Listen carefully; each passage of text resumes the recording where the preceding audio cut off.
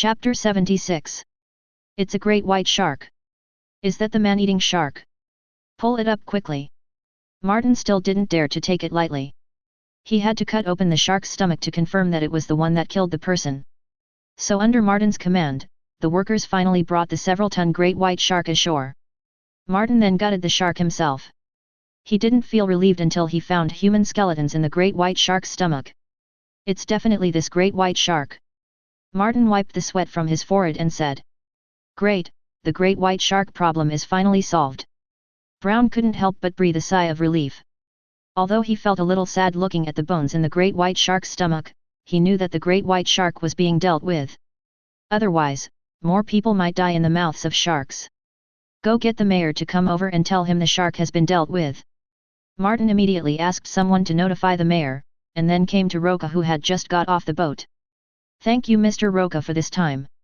"Ha ha ha, if you want to get money from someone to help them get rid of their misfortune, just prepare the commission and there's nothing else to say." Roca patted his shoulder and smiled. "I wonder how Mr. Roca dealt with this great white shark? It doesn't seem to have any obvious scars on its body."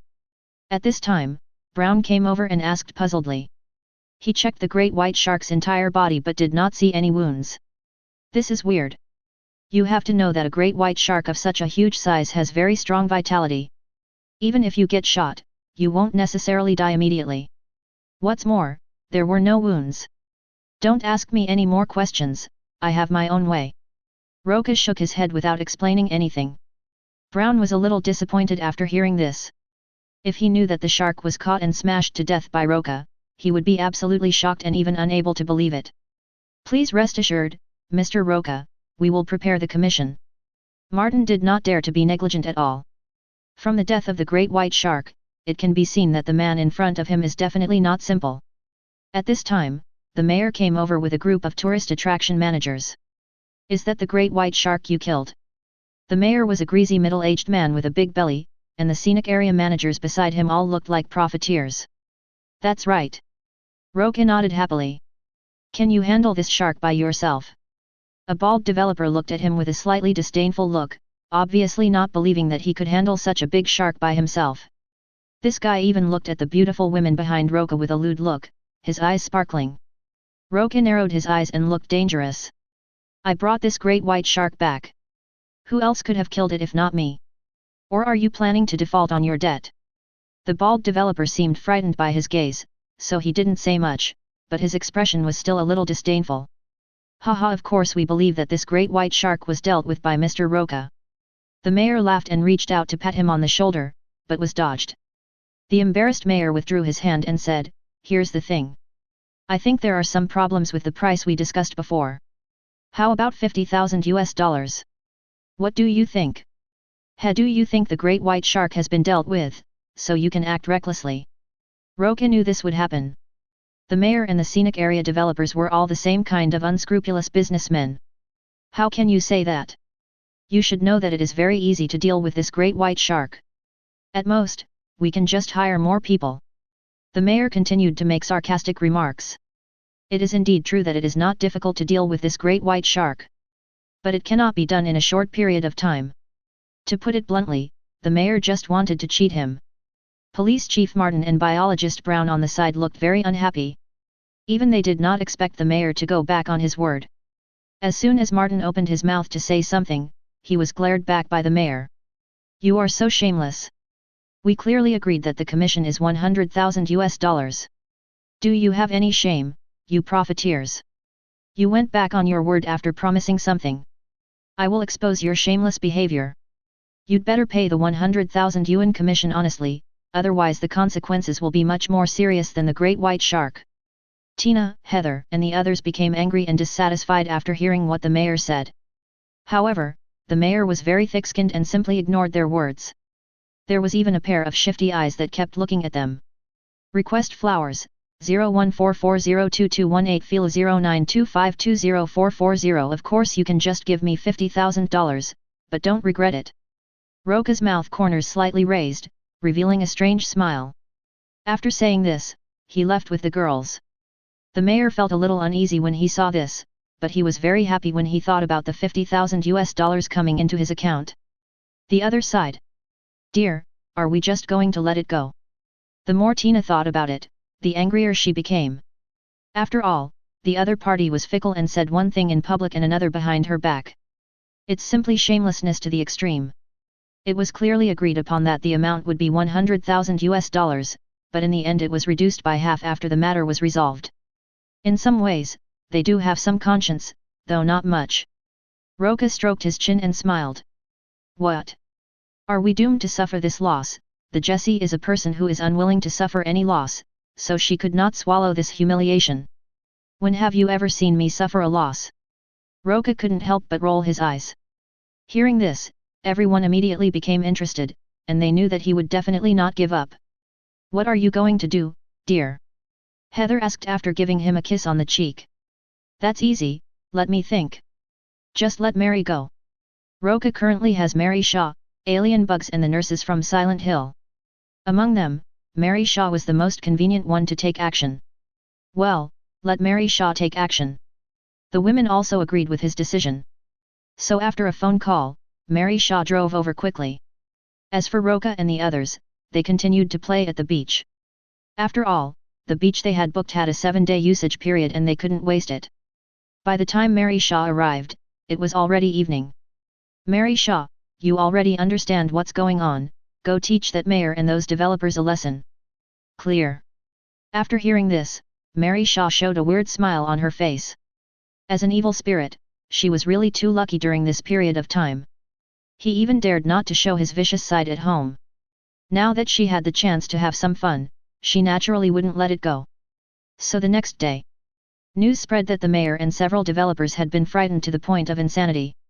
JII. Chapter 77. Mr. Roca, this is the commission, $100,000, not a penny less. Roca was having breakfast when he didn't expect Martin to come to visit him so soon. Oh? Isn't it $50,000? Roca asked, pretending to understand nothing. Martin smiled bitterly, haven't you heard the news this morning? The mayor and several developers were frightened to insanity by the evil spirits. In fact, Martin suspected that it was Roca who was behind it. After all, Roca is the head of the exorcism agency, and he has solved many cases involving ghosts and murderers. The entire coastal town had never heard of such a thing. So he couldn't think of any possibility except Roca. What's more, the mayor and the developers had offended Roca yesterday. Then I encountered the evil spirit last night. All the coincidences added together are definitely not a coincidence. Really? Maybe they did too many bad things on May 13th. Roca shrugged. I think so. Martin agreed with this deeply. He knew how many bad things the mayor and developers had done behind the scenes. In fact, he was quite pleased to hear that the mayor and the developers were driven insane by the evil spirits. Isn't it? Roca grinned, but the price is not this now, it has to be $200,000, otherwise. He didn't finish his words, but his meaning was self-evident. Martin's mouth twitched slightly when he heard this. Although he knew that the other party would not give up, he did not expect that he would ask for such a high price. It doubled again. $200,000 is not a small amount. Then he was too lazy to think too much, because it was the mayor and the developers who were haunted by the evil spirit. Please wait a moment, Mr. Roca. I will convey your message to the mayor. Yeah, go ahead. Roca waved his hand nonchalantly. Seeing this, Martin didn't waste any time and immediately found the mayor and briefly explained the matter. When the mayor heard that Roca wanted $200,000, he was immediately furious. But when he thought of the ghost-faced doll last night, he was so scared that he trembled all over.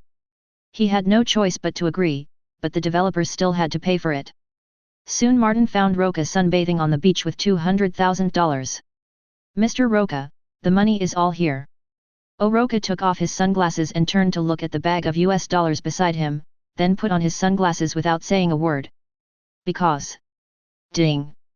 Congratulations to the host for completing the mission Great White Shark 1, rewards are being distributed, congratulations to the host for super strength LV2 LV3 not bad. Roca clearly felt that his strength had become stronger. But maybe because the task is relatively simple, there is only one reward? This made Martin a little anxious. Mr. Roca. Okay, I get it. We'll leave in a few days. Roca waved his hand impatiently, signaling him to get out. Seeing this, Martin had no choice but to turn around and leave. Wait until he leaves. The girls who were playing in the water at the beach finally returned to the shore. Wow, that's a lot of US dollars. After seeing the opened bag beside was full of US dollars, they were a little surprised. Honey, this is what the mayor sent over? It looks like it's worth more than 100,000 yuan. Heather asked curiously. Of course it's more than that. Here's $200,000. It doubled again. Everyone was a little surprised when they heard what he said. Roca shrugged, of course, we can't let Mary Shaw come for nothing, right? Now that you have made the move, you can't return empty-handed. Originally, the mayor only needed to pay a commission of $100,000 to end the matter, but who made him so greedy? But then again, if I wasn't greedy, I wouldn't have gotten involved with those developers. After a few days of playing at the beach, Roca announced the end of the vacation and then sent everyone back. After a week of fun and making some money, it's time to deal with the exorcism agency. Boss, here is a commission from the local police station in New Mexico. The commission is to deal with a group of deformed people who have become deformed due to nuclear radiation. Another freak. Roca said it was a bit boring. In fact, to deal with these deformed people, all we need to do is send out the army. However, it seems that mobilizing the army is a rather troublesome matter. Ding! The system has updated the task. The Hills Have Eyes 1, please host to deal with the deformed people. So this is the jungle version of Wrong Turn. Roca suddenly realized, but he still had no interest. Allison, tell me something else. Roca crossed his legs over his desk and said to Allison. Allison nodded and then read out the next commission. There is another one from Byron Mitch Biotechnology Company. They want us to go to the primeval forest in Borneo, Indonesia, and find a kind of flower. They didn't provide any specific information, but we have plenty of time. We will set off in half a year. Ding! The system has updated the task. Anaconda 2, searching for blood orchid, please host to obtain the blood orchid kindness. Roca was a little surprised. He didn't expect that there are blood orchids in this world. This is good stuff. This blood orchid can delay cell aging, thus extending lifespan in disguise. If this thing can be developed into an anti-aging drug, it will definitely make a sensation in the world. By then, money will flow into your pocket. However, it seems that it is not yet time to pick blood orchids. The dormancy period of blood orchid is 7 years, and the flowering period is only half a year. It is best to pick it during the flowering period. Allison, I've accepted this commission. Ah? Oh. Allison nodded and then made the call. Boss, I have accepted the commission. The other party requires that I must follow the company's arrangements and go to Indonesia in half a year. The commission is 100,000 US dollars. That's all. Roca curled his lips. If he didn't know what blood orchid was and what existed in the primitive jungle, he would have been fooled by such money. You know, there are countless giant pythons in the primitive jungle. This amount of money is totally not worth the risk. But it doesn't matter, all he needs is for the other party to lead the way. He would not give away the blood orchid he had obtained. There is another commission from the manager of Overlook Hotel in Colorado. He wants us to go to Overlook Hotel to get rid of the evil spirits. The commission is $100,000. Evil spirit. As soon as Roca heard the word evil spirit, he became interested. Ding! The system has updated the task. The Shining, please host to deal with the evil spirits in the hotel The Shining. This one can be described as a classic among classics, a masterpiece among masterpieces. I didn't expect it to be this. But this commission is quite simple for him. Chapter 78. As far as he knew, this step was mainly because the hotel was located on an Indian cemetery, which led to the appearance of evil spirits. The evil spirit possessed the first hotel manager and killed his wife and children. This kind of evil spirit is simple and complex at the same time. After all, this kind of evil spirit has no idea where its true body is. Do you want to burn the whole hotel down? In that case, I am afraid that I will not be able to get the commission money, and I will be asked for compensation. However, Roca was not too worried. He needed to go to the scene to see the specific situation. Take this commission, and the next trip will be this commission. Roca plans to solve the Shining system task first. Okay. Allison nodded. So what are the remaining commissions? Nothing too special. Most of the remaining ones are ordinary commission tasks, including assassinations and dealing with mercenaries. Allison felt somewhat helpless after she finished speaking. Let's reject all the requests that have nothing to do with our exorcist agency.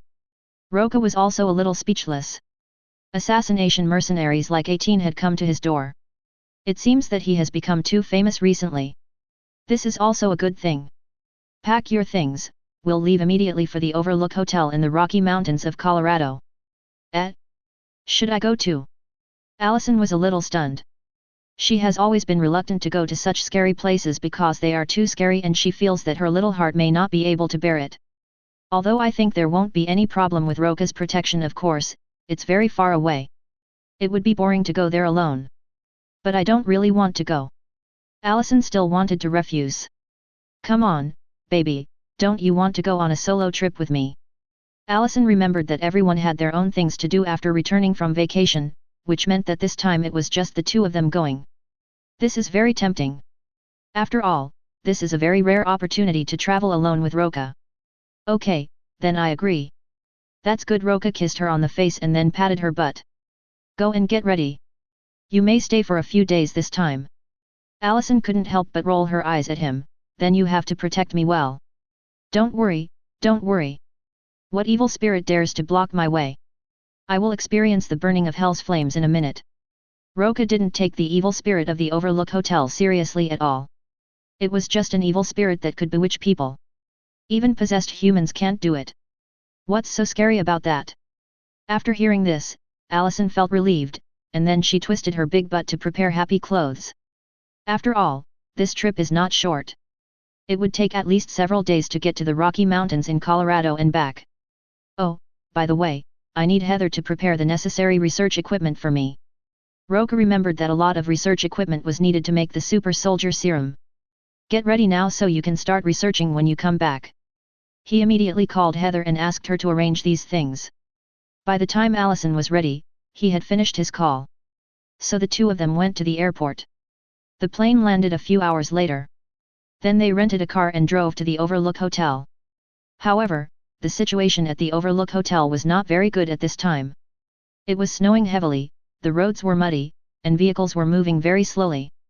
Mr. Roca, it's a pity that I can't welcome you in person, but now the matter of the Overlook Hotel has to be resolved. Although the road is a bit troublesome, it's not a big deal. Perhaps you can increase the commission a little bit. Roca didn't expect the environment here to be so bad. It was almost dark now, and he didn't know when he could reach the Overlook Hotel. Haha, sure, as long as Mr. Roca can solve the problem of Overlook Hotel, we are willing to increase the commission by another 50%. The hotel manager's tone was quite polite, and he promised to increase his commission. Roca felt relieved immediately. Haha, thank you very much. We are almost going up the mountain now. I will contact you after we solve the problem with the hotel. Okay, Mr. Roca, please be safe. The hotel manager hung up the phone after saying this. Roca handed the phone to Allison in the co-pilot seat and said helplessly, we have increased the commission by $50,000. Allison smiled and nodded, not bad. Hopefully we can get to the Overlook Hotel before dark. It was snowing heavily along the way, and a thick layer of snow was piled on the ground. Soon they were stuck in the road. Roca had no choice but to come out and pick up the car himself, then fly up the mountain. However, even so, when they arrived at the Overlook Hotel, it was already dark. Roca breathed a sigh of relief after parking the car in the parking space. To be honest, he had never done such a thing before. I'm really tired. Thank you for your hard work, dear. Allison got out of the car and gave him a kiss as a reward. It's a bit cold outside, take out your luggage and let's go into the hotel. Roca said as he went to the trunk of the car and took out the gift. Allison also came over to help. Then the two of them came to the hotel entrance with their gifts. Because the hotel was closed, it looked quite quiet from the outside. There were only a few lights. Boom boom boom, is anyone there? Allison called out after knocking on the door. After waiting for a while, the door opened and a middle-aged man with a dangerous hairline walked out. Who are you? Roca smiled and said, I am here on behalf of Mr. Valentine, you should know that. Are you the exorcist? I'm Jack Torrance, the temporary manager of this hotel. Hello, just call me Roca. The two shook hands. Come in, it's cold outside. Jack led the two into the hotel. Roca looked around the magnificent furnishings of the hotel and had to admit that it was a really nice hotel. This Jack in front of you is the male protagonist, right? But it seems that nothing has changed? Roca muttered to himself while looking at Jack, but he didn't find anything unusual about him, nor did he seem to have any mental problems. I heard from the manager that you two are here to deal with evil spirits, right? Excuse me, there are no evil spirits here. In fact, I also want to see what an evil spirit looks like. Jack was very talkative along the way, but when he learned that he was there to deal with the evil spirits, he acted very disdainful. Mr. Jack, are you sure you didn't notice anything wrong in the hotel? No, not at all. Jack shook his head in denial. Chapter 79. All right. Roca shrugged and didn't ask any more questions. In fact, he still hasn't figured out what's wrong with this hotel. As far as he knew, some people said that there was some kind of malicious intent because there were too many Indian skeletons buried under the hotel. They will lead people in the hotel to commit suicide. Some people also say that it was done by evil spirits. Others say it's all because of the shining. The so-called shining is the ability to see the horrific murders that have happened in the hotel in the past, and to communicate mentally with people who also have the shining. But some people say that the shining is just a mental illness, a second personality. Before figuring this out, Roca wasn't sure what was going on. Mr. Roca, let me introduce you, this is my wife Wendy Torrance, and this is Danny. Hello, just call me Roca. Roca greeted Jack's wife and son. It's getting late now. Mr. Roca and this lady, please follow me. I have arranged a room for you. Okay, thank you, Mr. Jack. It was indeed getting late. After a whole day's journey, Roca didn't feel too tired, but Allison was a little tired. Soon Jack took them to the room and then left. Boss, there doesn't seem to be anything strange about this hotel, right? After taking a shower, Allison came out wearing only a white bath towel. She thought for a long time but couldn't find anything strange about this hotel. This made her feel a little strange. Why rush? Let's go around the hotel tomorrow, especially room 3. Room 237? It seems to be not far from us. Allison was a little surprised. Because their room is 230, which is not far from room 237. I wonder if it was intentional. Roca was also a little puzzled. Why was room 23 so far away from the hotel when there were so many rooms? But judging from the contact just now, Jack doesn't seem to have any big problems. Forget it, I'm too lazy to think about it. I'll look for clues tomorrow. Honey, we have to go to bed now.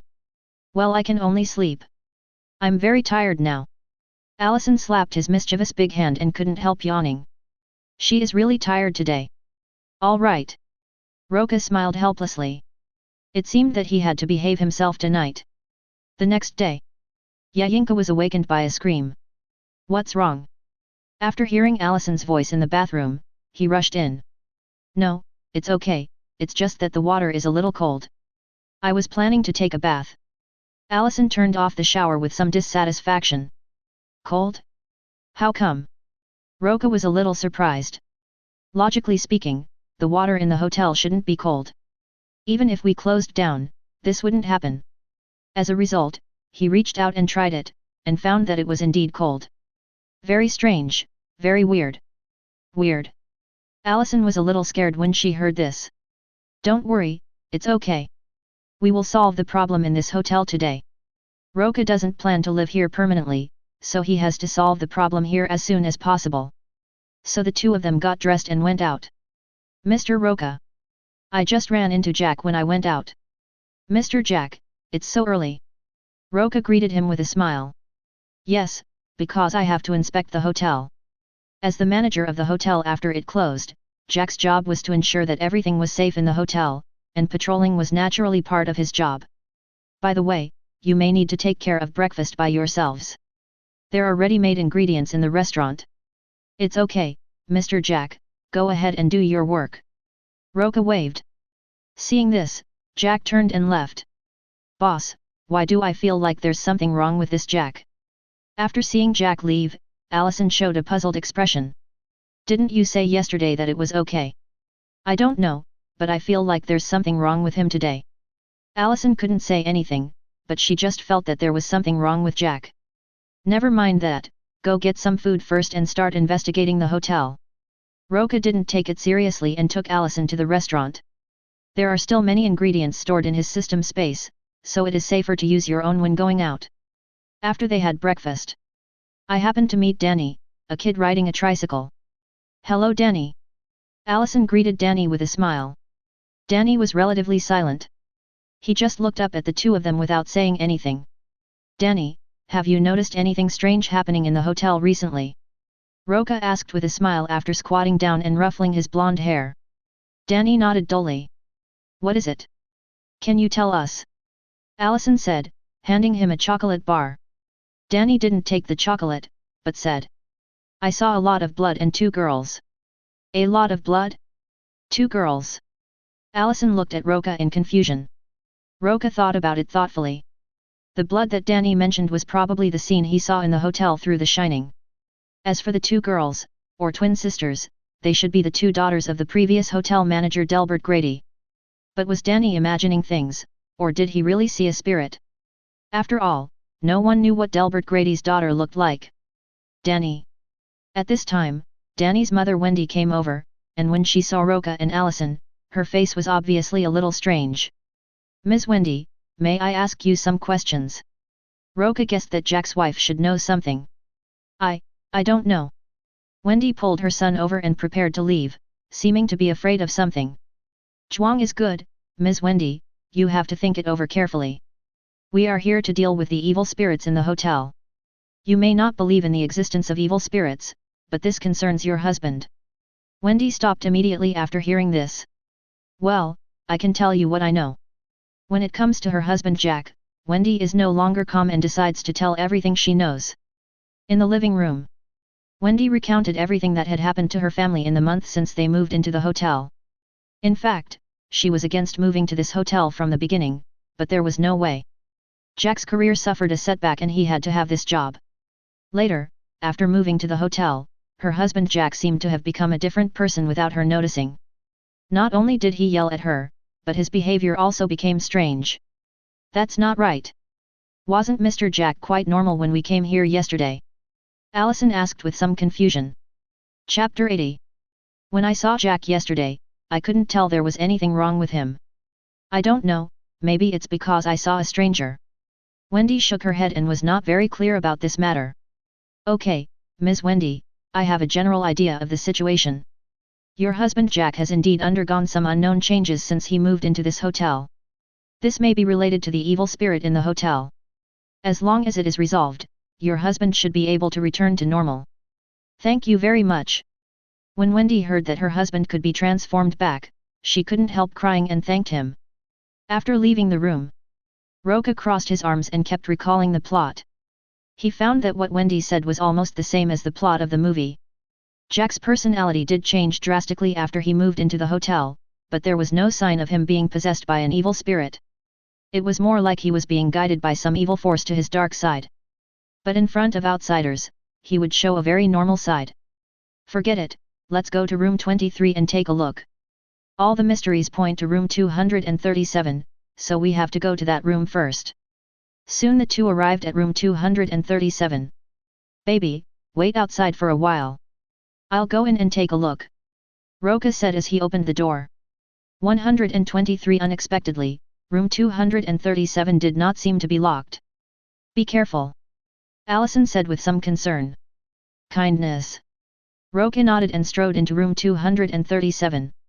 The layout of the room was no different from other rooms. The floor was covered with patterned carpets. The room was spotless, as if someone cleaned it every day.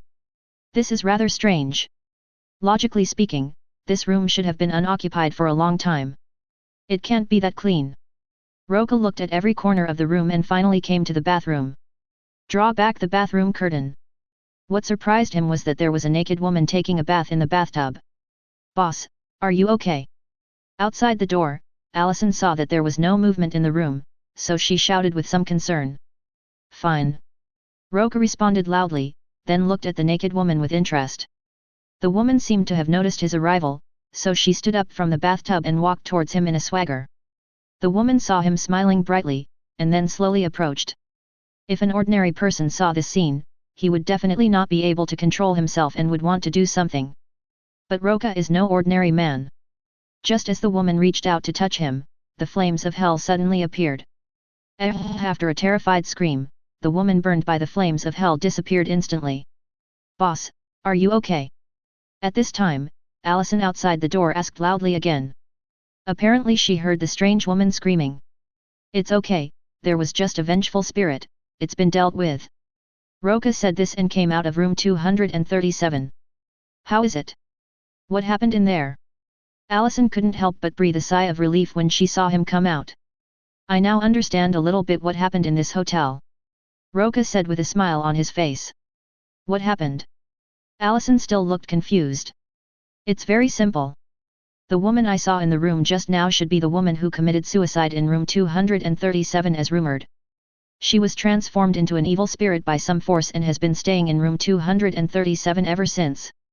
Simply put, it is a ground-bound spirit. After death, the soul is trapped somewhere and becomes a vengeful spirit. So that's how it is." After hearing this, Allison also suddenly realized. "And I guess that evil force is under room 237. This hotel was built on an Indian cemetery. It is well known that some incidents will usually happen in hotels or schools built on cemeteries. The same is true for this hotel. This makes the problem of this hotel relatively simple. Even some of the plots in the movie can be explained, like the scene at the end of the movie where a man with his butt exposed and wearing animal skins is in the room with the hotel manager. That should also be an earthbound spirit. Then there are the places in the movies that are full of skeletons. As expected, that was where the bones were buried. So what should we do?" Allison asked, somewhat confused. "Find where the remains are buried and burn them all. Only by using the flames of hell to purify the evil power in the place where the bones are buried can the hotel's problems be completely solved. Otherwise, even if the hotel is burned down and rebuilt, the problem cannot be completely solved. Let's look around the hotel. Maybe there's a passage leading underground." The movie didn't show any information about where the bones were buried underground, so we could only look around. If there is really no other way, we can only dig in room 237. But this will take a lot of time. At the same time, after inspecting the hotel, Jack returned to his room and prepared to start writing, but after being in a daze for a while, he was still hesitant to start writing. Then he went to the Golden Ballroom with a sad face to get drunk. It's a pity that the wine here has already been put away. No one knew whether he had drunk alcohol or not, but he looked drunk when he came out of the Golden Ballroom, with an abnormal expression on his face. The other side. Roca and Allison searched almost the entire hotel for a whole day, but unfortunately they did not find any passage leading to the underground. Is it really the only option but to dig? That would be a bit troublesome. Roca returned to his room feeling a little depressed. "It's okay. If it doesn't work, just contact the hotel manager and ask him to send someone over." Allison comforted him. Roca shook his head. "No, it's impossible. There's a blizzard outside right now. Even the communication is cut off, let alone contact. It will take several months to wait for the blizzard to end. When they first arrived yesterday, they discovered that communications were cut off due to the snowstorm. It can be said that the entire Overlook Hotel has now been isolated. There is no way to contact the outside world at all." Allison felt a little bad after hearing this. "Forget it, no need to wait, we'll start digging tomorrow. Now the only way to leave this haunted place is to find the burial site of the bones as soon as possible." Roca didn't plan to waste any more time and just started digging. Thinking of this, he hugged Allison and prepared to rest. Night. Suddenly a scream woke Roca up. "What is it?" Allison, who was standing beside him, couldn't help but feel confused when she saw him doing it. Snap! Roca turned on the light and frowned. "I seem to hear a scream. In fact, the hotel rooms are very soundproof, and generally you can't hear any noise from outside." Chapter 81. Did you hear it wrong? Allison was a little confused and said she didn't hear anything. "Let's go out and take a look. I think I heard it right." Roca has super hearing and can hear even the smallest sounds. It's a pity that he was asleep just now, otherwise he should have been able to hear it more clearly. "But no matter what, I have to go out and see what happened. Why don't you stay in the room first?" "No, I think it's safer to stay with you." Allison was also a little scared. She didn't dare stay in the room alone. "Oh well. Roca nodded helplessly. They both got dressed and left the room. Not long after they left, Roca heard some noises again. There were screams and other noises. This way. Roca pulled Allison towards the place where the sound came from. When they got here, they found Jack chopping at the door with an axe. And the scream was from Wendy. Johnny is here. Jack put his face into the crack in the door made by the axe, and looked at the frightened Wendy in the room with a strange expression. Roca is very familiar with this classic scene. I didn't expect to see this scene. Hey, Mr. Jack, what are you doing? Hearing the voice behind him, Jack turned around with the axe in his hand and said, "It's you guys who are getting in my way." Jack said this with a ferocious smile, then rushed over with an axe raised. What's wrong with this guy? Allison was confused. Who knows? Maybe he was brainwashed by some evil force. Roca could see that he was not possessed by an evil spirit, but was simply mentally ill, or perhaps he was mentally ill himself. As he spoke, he caught the axe that Jack was chopping at him, and with a little force, Jack was thrown out. Inside the house. After seeing this scene, Wendy finally breathed a sigh of relief, and then she mustered up the courage to come out of the room. Hey, Ms. Wendy, what's going on here? I don't know, Jack suddenly. Wendy burst into tears, the pressure she was under was just too great. All right. Roca shrugged, then found a rope and tied Jack up. Let him stay in the utility room today. We can talk about it tomorrow if there is anything. After locking Jack in the utility room, he yawned and left with Allison. Wendy quickly looked for her son who had been sent out of the window. Wait until dawn. Roca and Allison come to room 237. Do we really want to dig down from here? Allison didn't understand his idea at all. How could one person dig when the ground was so hard? Don't worry, just look at me. Roca didn't waste any words and didn't have any tools in his hands. His eyes turned red and the next second, scorching heat vision shot out from his eyes. It melted directly into a hole in the ground. And with the continuous output of thermal vision, the holes in the ground became bigger and deeper. At a certain moment, he seemed to sense something and stopped the output of thermal vision. Found it. What did you find? Allison stared at the scene in amazement. She didn't know that her boss could shoot lasers from his eyes. Of course we have to find the location where the bones are stored. There should be a tomb underneath. Roca could feel an evil force seeping out of the hole, and the thermal vision just now shot into the empty space after penetrating more than 100 meters underground. If nothing unexpected happens, there must be a big tomb underneath. That is where the Indian remains are buried. Is there any danger? Allison was a little worried. Don't worry, they are all skeletons that have been dead for many years, so there is no way they could be in danger. But we need to make this hole bigger. Roca said as he used his thermal vision again, this time he wanted to enlarge the hole to a size large enough for a person to enter. Soon, when he felt that all his strength was about to be drained away, he finally finished. Perhaps because it has no biological stance, each use of thermal vision consumes its own biological energy. This time the consumption was exceptionally high.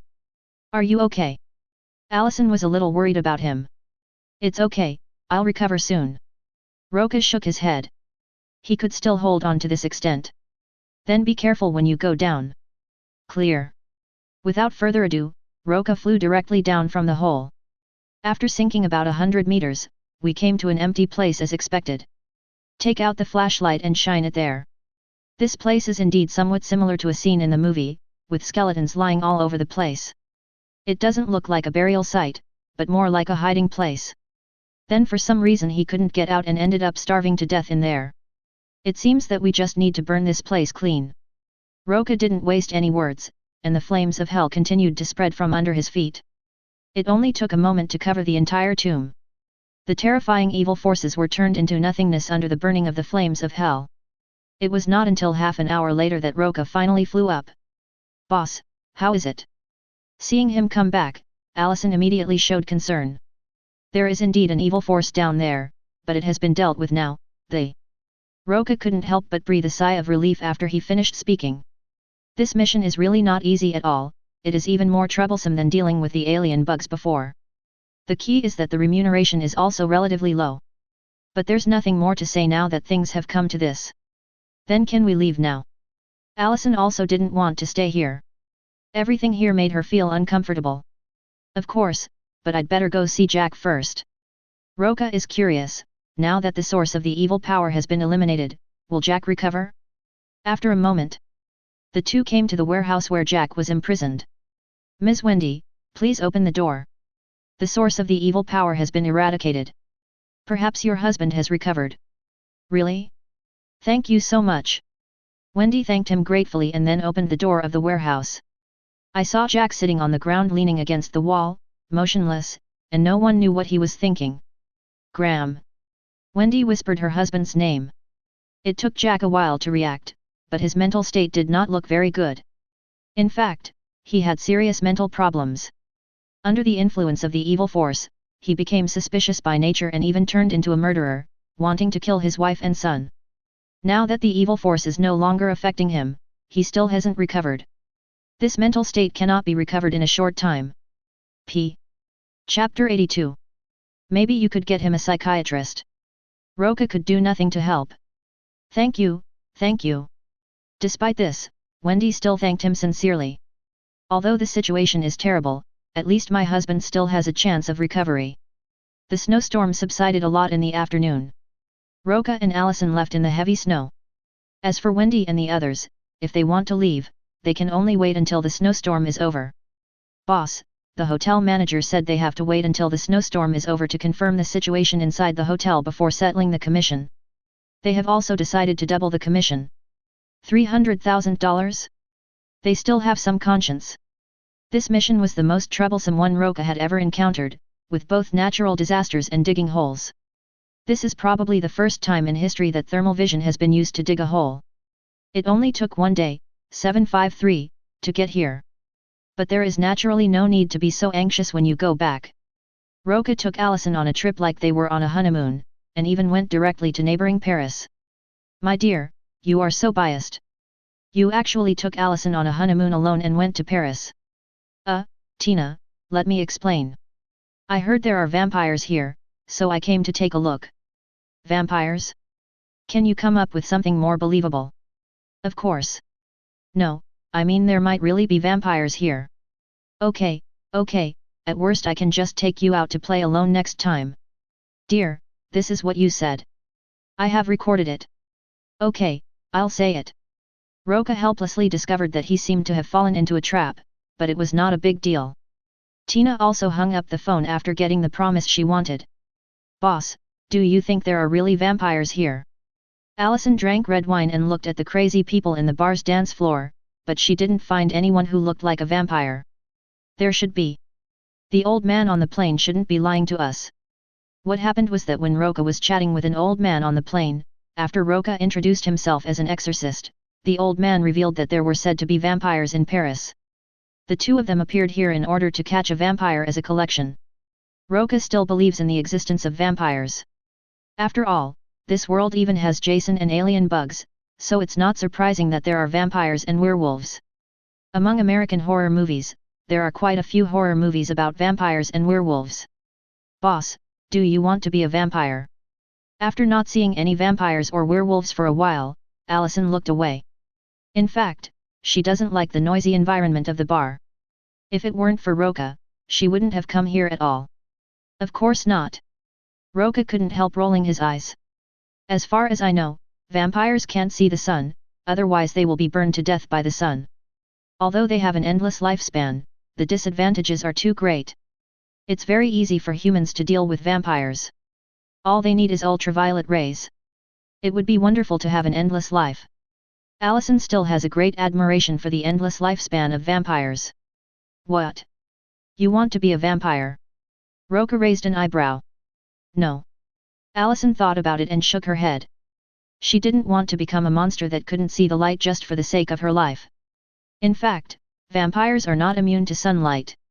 As long as the vampire blood, werewolf blood, and another special blood are combined, the three can become the ancestral blood of vampires and werewolves. In this way, they will not be afraid of sunlight and have the advantages of all three at the same time. Does this monster really exist? Allison was a little surprised when she heard this. Maybe. Roca smiled. He was not sure whether such a vampire ancestor existed in this world. If there really is one, he wouldn't mind studying it. The blood of the original vampire is extremely powerful.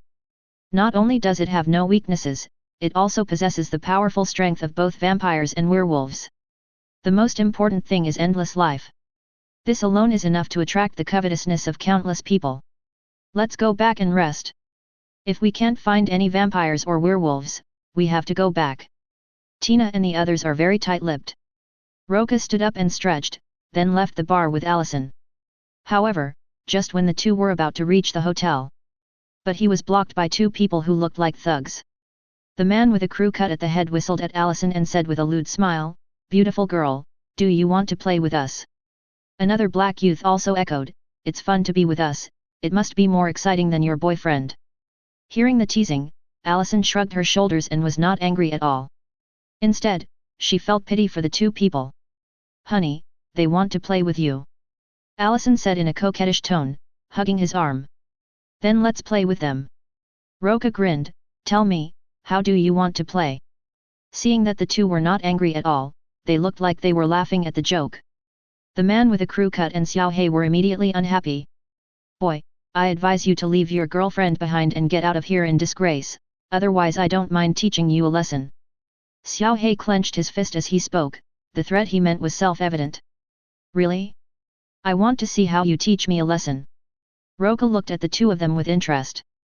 Hearing this, Xiao He immediately became furious and rushed over with his fist raised without saying a word. An ordinary person would definitely not be able to react to this speed. But in Roca's eyes it was too slow. Bang! Roca playfully slapped Xiao He with his backhand, knocking him to the ground. Xiao He was still a little unresponsive until he fell to the ground. He was actually beaten? And it was such an insulting slap. "Hey, I'm asking you, can you do this? Weren't you being very arrogant just now?" Allison looked at Xiao He lying on the ground with a gloating look, and made an international hand gesture as she spoke. Roca couldn't help but laugh when he saw this. Seeing this, Xiao He could not stand such an insult. He immediately got up from the ground and let out an inhuman roar from his throat. The next second he rushed over again.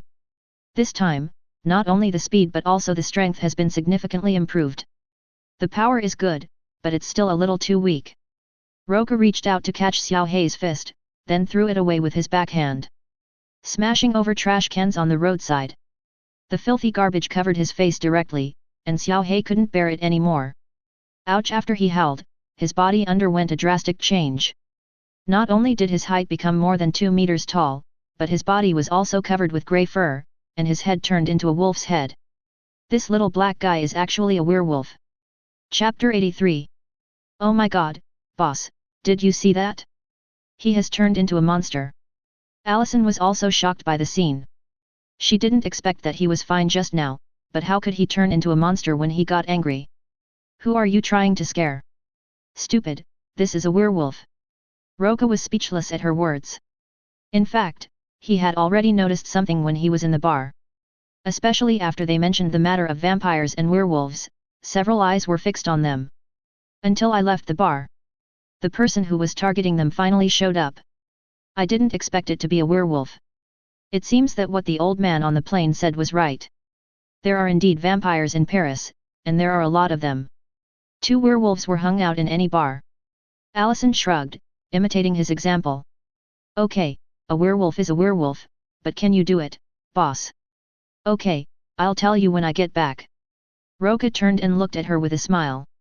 I'm not questioning you, boss. Be careful, the werewolf is coming.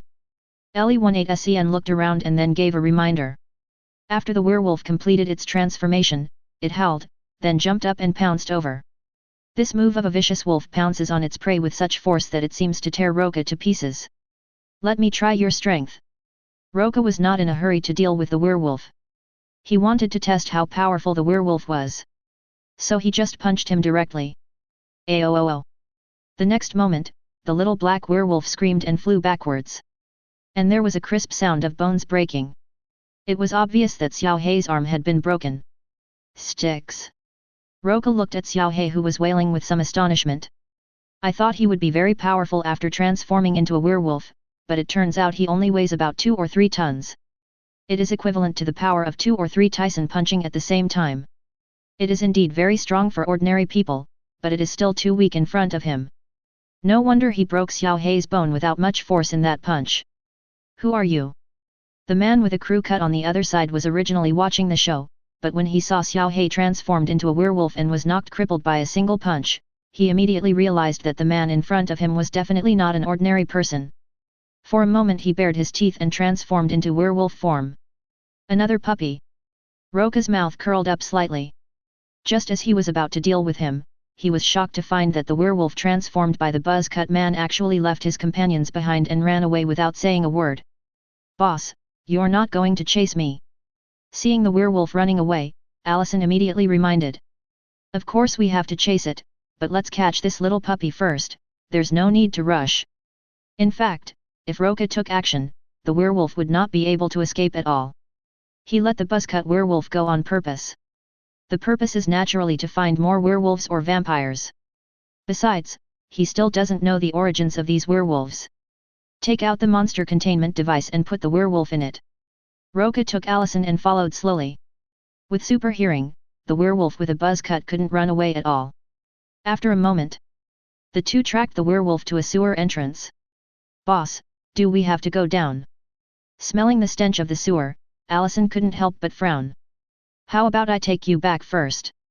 Roca asked back. Then forget it. Allison quickly shook her head.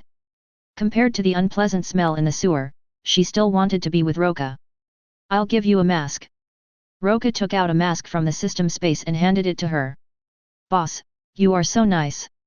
Allison happily took the mask and kissed him on the cheek, although the mask could not completely avoid the stench of the sewer. But at least it's better. Let's go.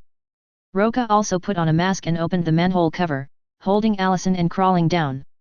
The space in the sewer is surprisingly large. Apart from the unpleasant smell, it wasn't too dirty. But some of the darkness is real. Taking out a flashlight, Roca led Allison deeper into the sewer. The sewers are interconnected. After a while of exploration, suddenly bang! Boom boom boom! Is that a gunshot? Even Allison could hear the source of the sound. Interesting, I didn't expect the sewers to be so lively, and there was even a gunfight. Now Roca became even more interested, and he pulled Allison quickly towards the direction where the gunshot came from. As the gunshots got closer, at the next corner, the gunfire stopped. The two looked and saw a strong black man whose body continued to expand and deform. In just a moment, he turned into a tall werewolf, and then pounced on a woman in leather clothes and holding a pistol.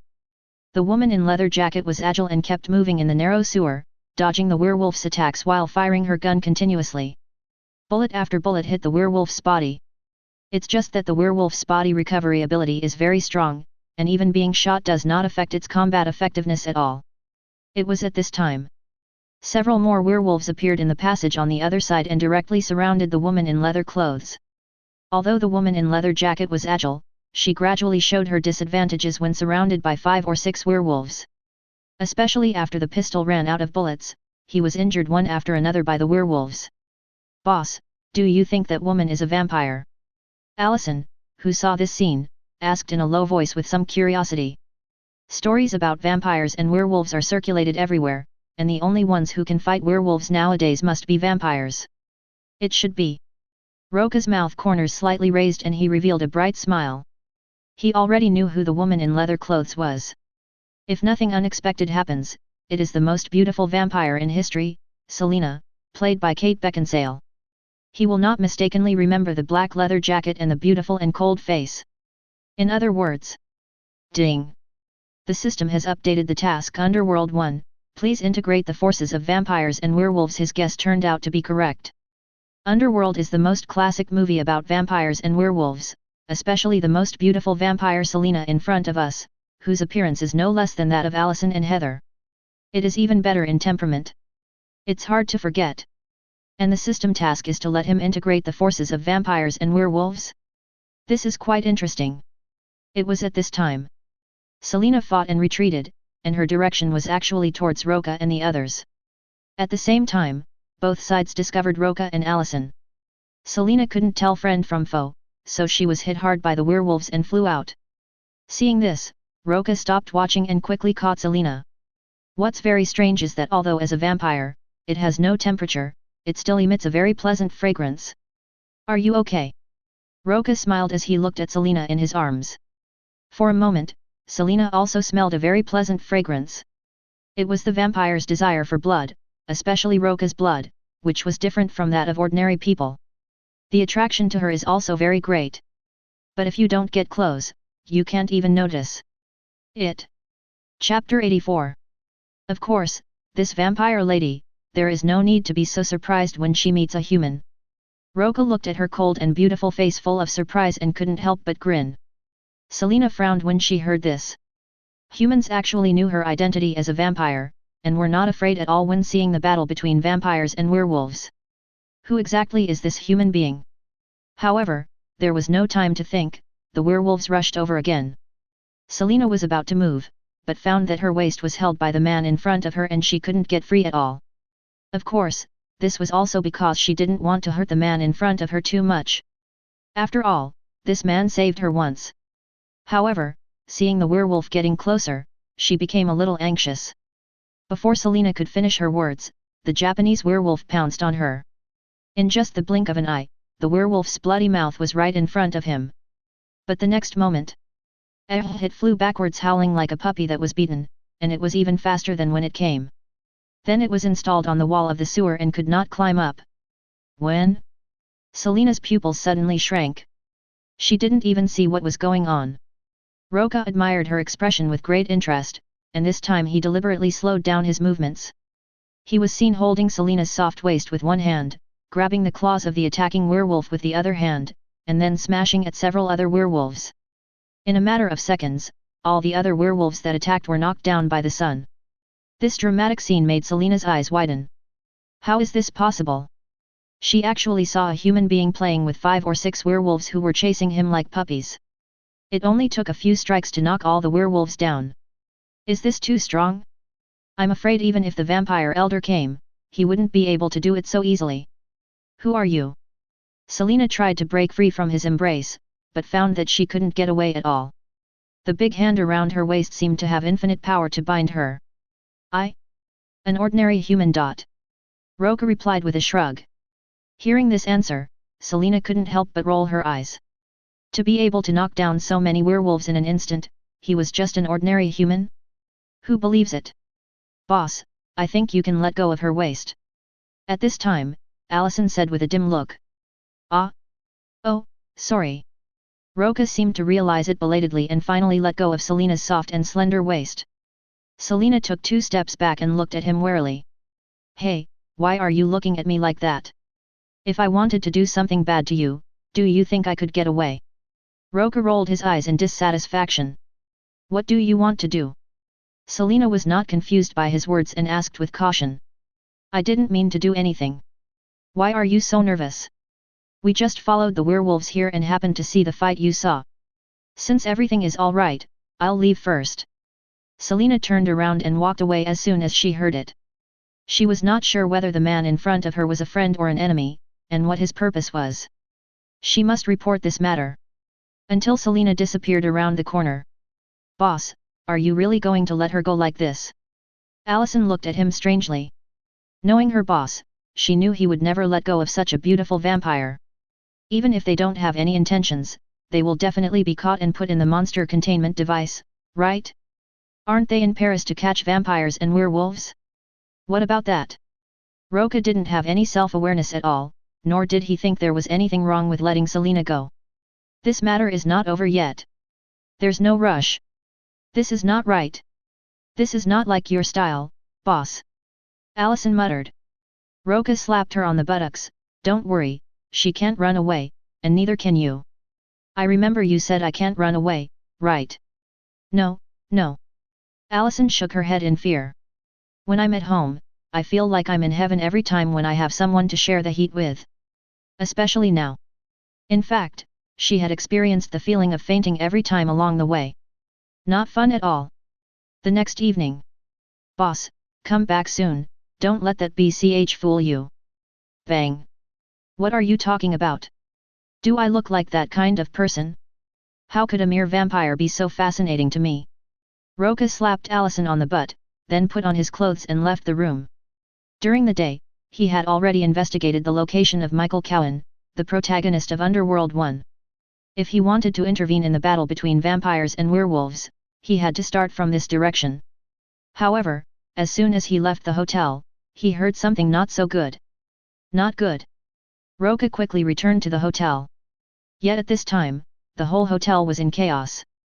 Because several huge werewolves were walking in the corridor, after sniffing the smell, they finally stopped at the door of Roca's room. Then the werewolf roared and began to bite the door, but the door was opened in just a moment. Wolf, werewolf.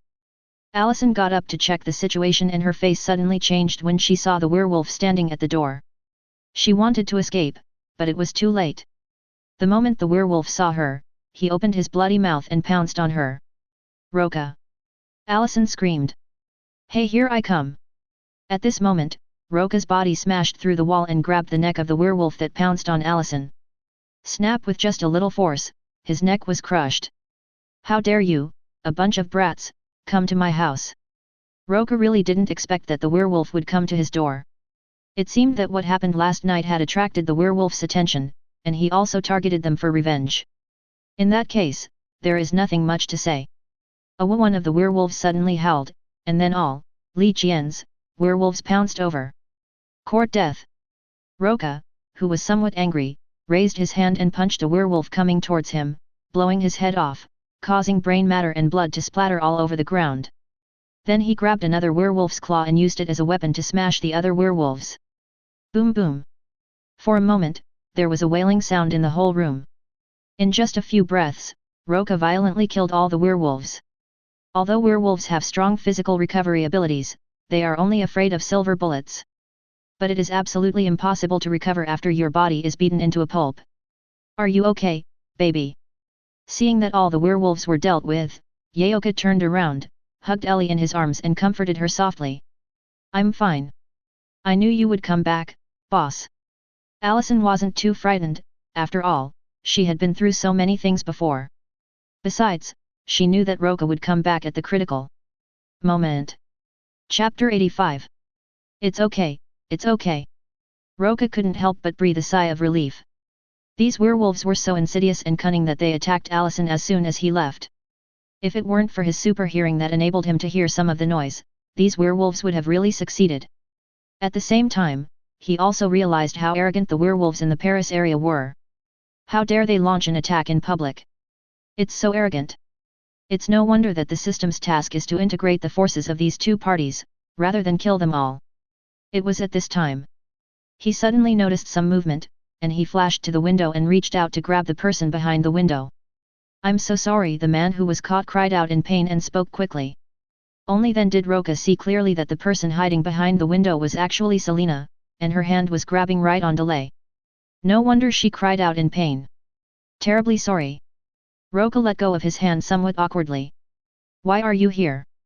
Are you in league with the werewolves? Selena shook her head and explained, of course not, I am a vampire and a death walker. Hunting werewolves is my job. I just noticed the werewolf's movements. 010, that's why I followed you. I see. I believe you. Roca also knew that she would definitely not be in cahoots with the werewolves, and he asked this just to scare her. Let's talk somewhere else. 7. Selena also knew that it was impossible for her to leave now, so she had no choice but to agree. After all, the scene of Roca violently beating the werewolf to death was still vivid in her mind, and even now she felt a chill when she thought about it. The man in front of me is too dangerous. At the same time, she was extremely curious. She was just an ordinary human being, so why did he have such a powerful strength? Soon the three of them arrived at a nearby cafe. I haven't introduced myself yet. Just call me Roca, and this is my girlfriend Allison. After asking the waiter for 3 cups of coffee, Roca smiled and introduced himself to Selena opposite him. Just call me Serena. Selena looked at the two of them and then said her name. Nice name. Roca's mouth corners slightly raised. Biff, I suggest you leave here.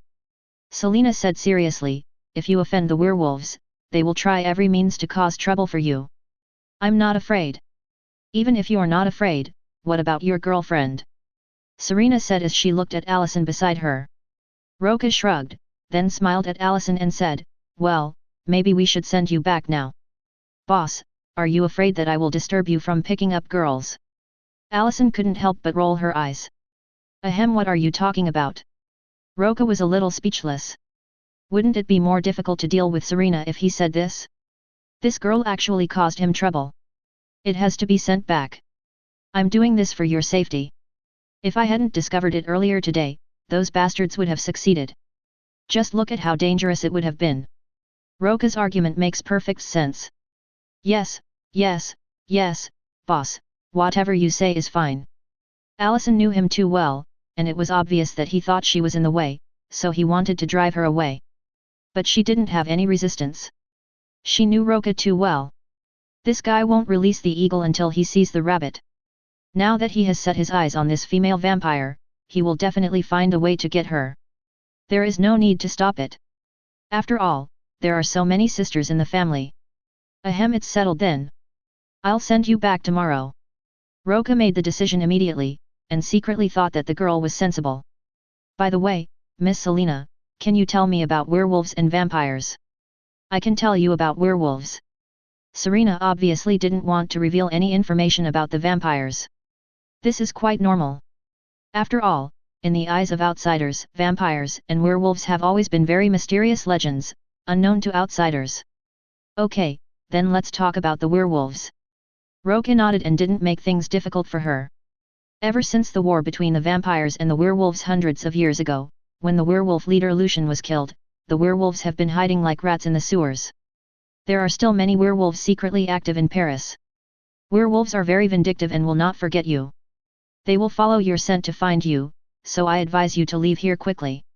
As Selena spoke, she persuaded him to leave quickly. No matter how powerful this man was, she didn't want him to stay here. Because this will threaten the status of vampires. After all, she has seen how corrupt the vampires are today. Roca's blood is absolutely a fatal temptation to vampires. Once discovered by vampires, it will be troublesome.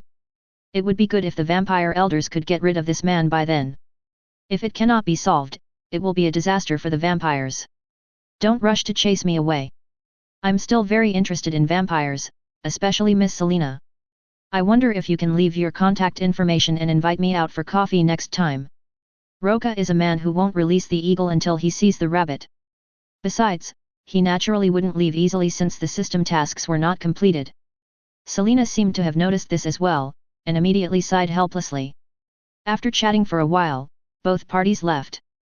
The next day, Roca takes Allison to the airport. Boss, don't do anything when I'm not around. Even though that vampire is beautiful, who knows how long she's lived? How many men have she had? Allison, who was about to board the plane, kept reminding him. Roca didn't know whether to laugh or cry. Don't worry, I know my limits. I'm not the kind of person who does things recklessly. Maybe that vampire is still a virgin. Okay, remember to take pictures for us when you lose your virginity. Allison followed his words jokingly. That's not necessary. Roca's mouth twitched slightly. Why not? I've never seen a vampire do this before. I wonder what the difference is between them and ordinary people. Okay, stop being curious and get on the plane. Roca pushed her onto the plane, feeling somewhat amused and helpless. She is truly an American woman, she dares to say anything and is extremely bold and unrestrained. Now that Allison has been sent away, it's time for him to carry out his own plan. Chapter 86. The Other Side. After returning to the vampire clan, Selena thought about it and did not tell anyone about Roca's existence. The current blood clan is under the tenure of Amelia, one of the 3 vampire elders. Klein was the second in command in the vampire clan because he killed the werewolf leader Lucian. But Lucian was ambitious. If he knew about this, things would definitely go in a very bad direction. Selena simply concealed the matter. The most important thing for her now was to find out the purpose of the werewolves' recent frequent activities. It's amazing. This investigation actually helped her find the target of the werewolf operation. It's a human being named Michael Corwin, a man. This made Serena very confused. Why would the werewolves track this human man? Unable to figure it out, she immediately decided to find the man and ask him in person. Number 510, Block 3B. This is it. According to Selena's investigation, this is where the man who was chased by the werewolf lived. So she kicked the door open without saying a word and walked in. Hey, you are really rude. The sudden words in the room made Selina's pupils shrink suddenly, and she raised her guns high, ready to take action at any time. However, the next moment the lights in the room were turned on. Selina then saw clearly that the man sitting on the sofa was Roca. For some reason, she felt relieved after seeing this man. Even the tense body relaxed. But she was immediately confused. Why are you here? You can come here, why can't I come here? Roca chuckled as he held his glass of red wine. Selina was speechless. She really couldn't figure out the man in front of her. It was at this time. A timid man walked in from the door and wanted to check the situation in the room. After seeing that there were two people in the room, he subconsciously wanted to escape. But it was obvious that he couldn't escape. Selina came in front of him in an instant, grabbed his neck and pressed him against the wall. Why did they arrest you? However, the man looked confused and painful at this time, and had no idea how to answer. Perhaps I can answer that question for you. Roca came up to her and said with a smile. Kr. Serena was full of confusion. How could this man know what she was going to ask? You have to know that she had finally figured out that the werewolf was tracking Michael. However, just when she was about to say something, she saw the ceiling cracking continuously, as if something heavy was moving on it. Selina reacted immediately and realized that the werewolf was catching up with them. She immediately let go of Michael, pulled out her two guns, pointed them at the ceiling and pulled the trigger. Blast blast! Hey, I think it's better for you not to run around. It's not safe outside now. Roca grabbed Michael who was trying to escape. Thanks. Selina turned around and thanked them, then concentrated on dealing with these werewolves. The space inside the house is too small. She went straight to the corridor, only to see werewolves attacking from all directions. This number is greater than what we have encountered before. Even if her dual guns had unlimited bullets, she couldn't deal with so many werewolves. Hey, can I help you? Roca leaned against the door and smiled at Selina who was fighting a werewolf. Two werewolves had already been knocked down beside him. Certainly. Selina used two words to express that she was in great need of help. In fact, facing the siege of werewolves, she was already overwhelmed. How about making an appointment next time? As soon as Roca finished speaking, he had already come to her side, and at the same time, he grabbed the necks of 10 werewolves in his hands. Click, click, click. The next moment the werewolf's neck was crushed. With his help, Selina felt the pressure was greatly reduced, and immediately smiled and said, if you have time. That's great. Actually, I have something else I want to tell you about your life experience. What? Selina was stunned for a moment, then felt a little puzzled but didn't take it seriously. Roca didn't say much. It was at this time. Suddenly, screams of fear were heard in the room. Selina was shocked and immediately returned to the room and pulled the trigger to repel the werewolf that attacked Michael. But this werewolf seems to be different from other werewolves. Even after being hit by a silver bullet, he still rushed forward again as if nothing had happened. Selina was about to engage in close combat, but was instantly knocked away. It can be said that the strength of the two sides is completely not at the same level. Are you okay? After dealing with the werewolf in the corridor, Roca entered the room and caught Selina who was flying backwards. I'm fine. Selina wiped the blood from the corner of her mouth and struggled to get out of his arms. At this time Michael was completely frightened. He tried to escape in a panic, but was blocked by the werewolf. Just when he thought he was going to die. But the werewolf was knocked out by an unknown force. Who are you?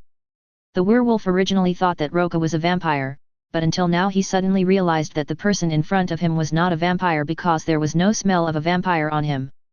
The person in front of me is just an ordinary person. How is this possible? Lucian, the werewolf leader, right? Roca revealed his identity with a smile. What? Selina's pupils shrank when she heard the name. For vampires, the name Lucian is very familiar. In the Great War between vampires and werewolves hundreds of years ago, Lucian was the werewolf leader. He is a baby born from a werewolf, born with the ability to transform into a werewolf freely. Originally, werewolves did not have the ability to transform autonomously. They would only passively transform into irrational, bloodthirsty monsters on full moon nights. It was Lucian who changed the entire werewolf race. But as far as she knew, the werewolf leader Lucian was already dead, right? Who is this werewolf in front of me? Who are you? Lucian didn't expect his identity to be exposed, which made him wonder who this man in front of him was. I'm just an exorcist. Roca introduced himself casually. Lucian frowned. This matter has nothing to do with you, right? Why is it okay? Didn't you werewolves cause trouble to me before? So it's normal for me to cause trouble to you. Roca shrugged and said with a smile. Hearing this, Lucian felt very annoyed. He had also heard about this matter and knew that someone had killed a lot of werewolves recently. He originally thought it was a vampire who did it. But I didn't expect it to cause so much trouble. Chapter 87. Wait, you are Lucian? The werewolf leader Lucian. Selina stared at the long-haired man in front of her who looked a little sloppy. Lucian looked fierce but did not answer. Leave the man to me. Don't even think about it.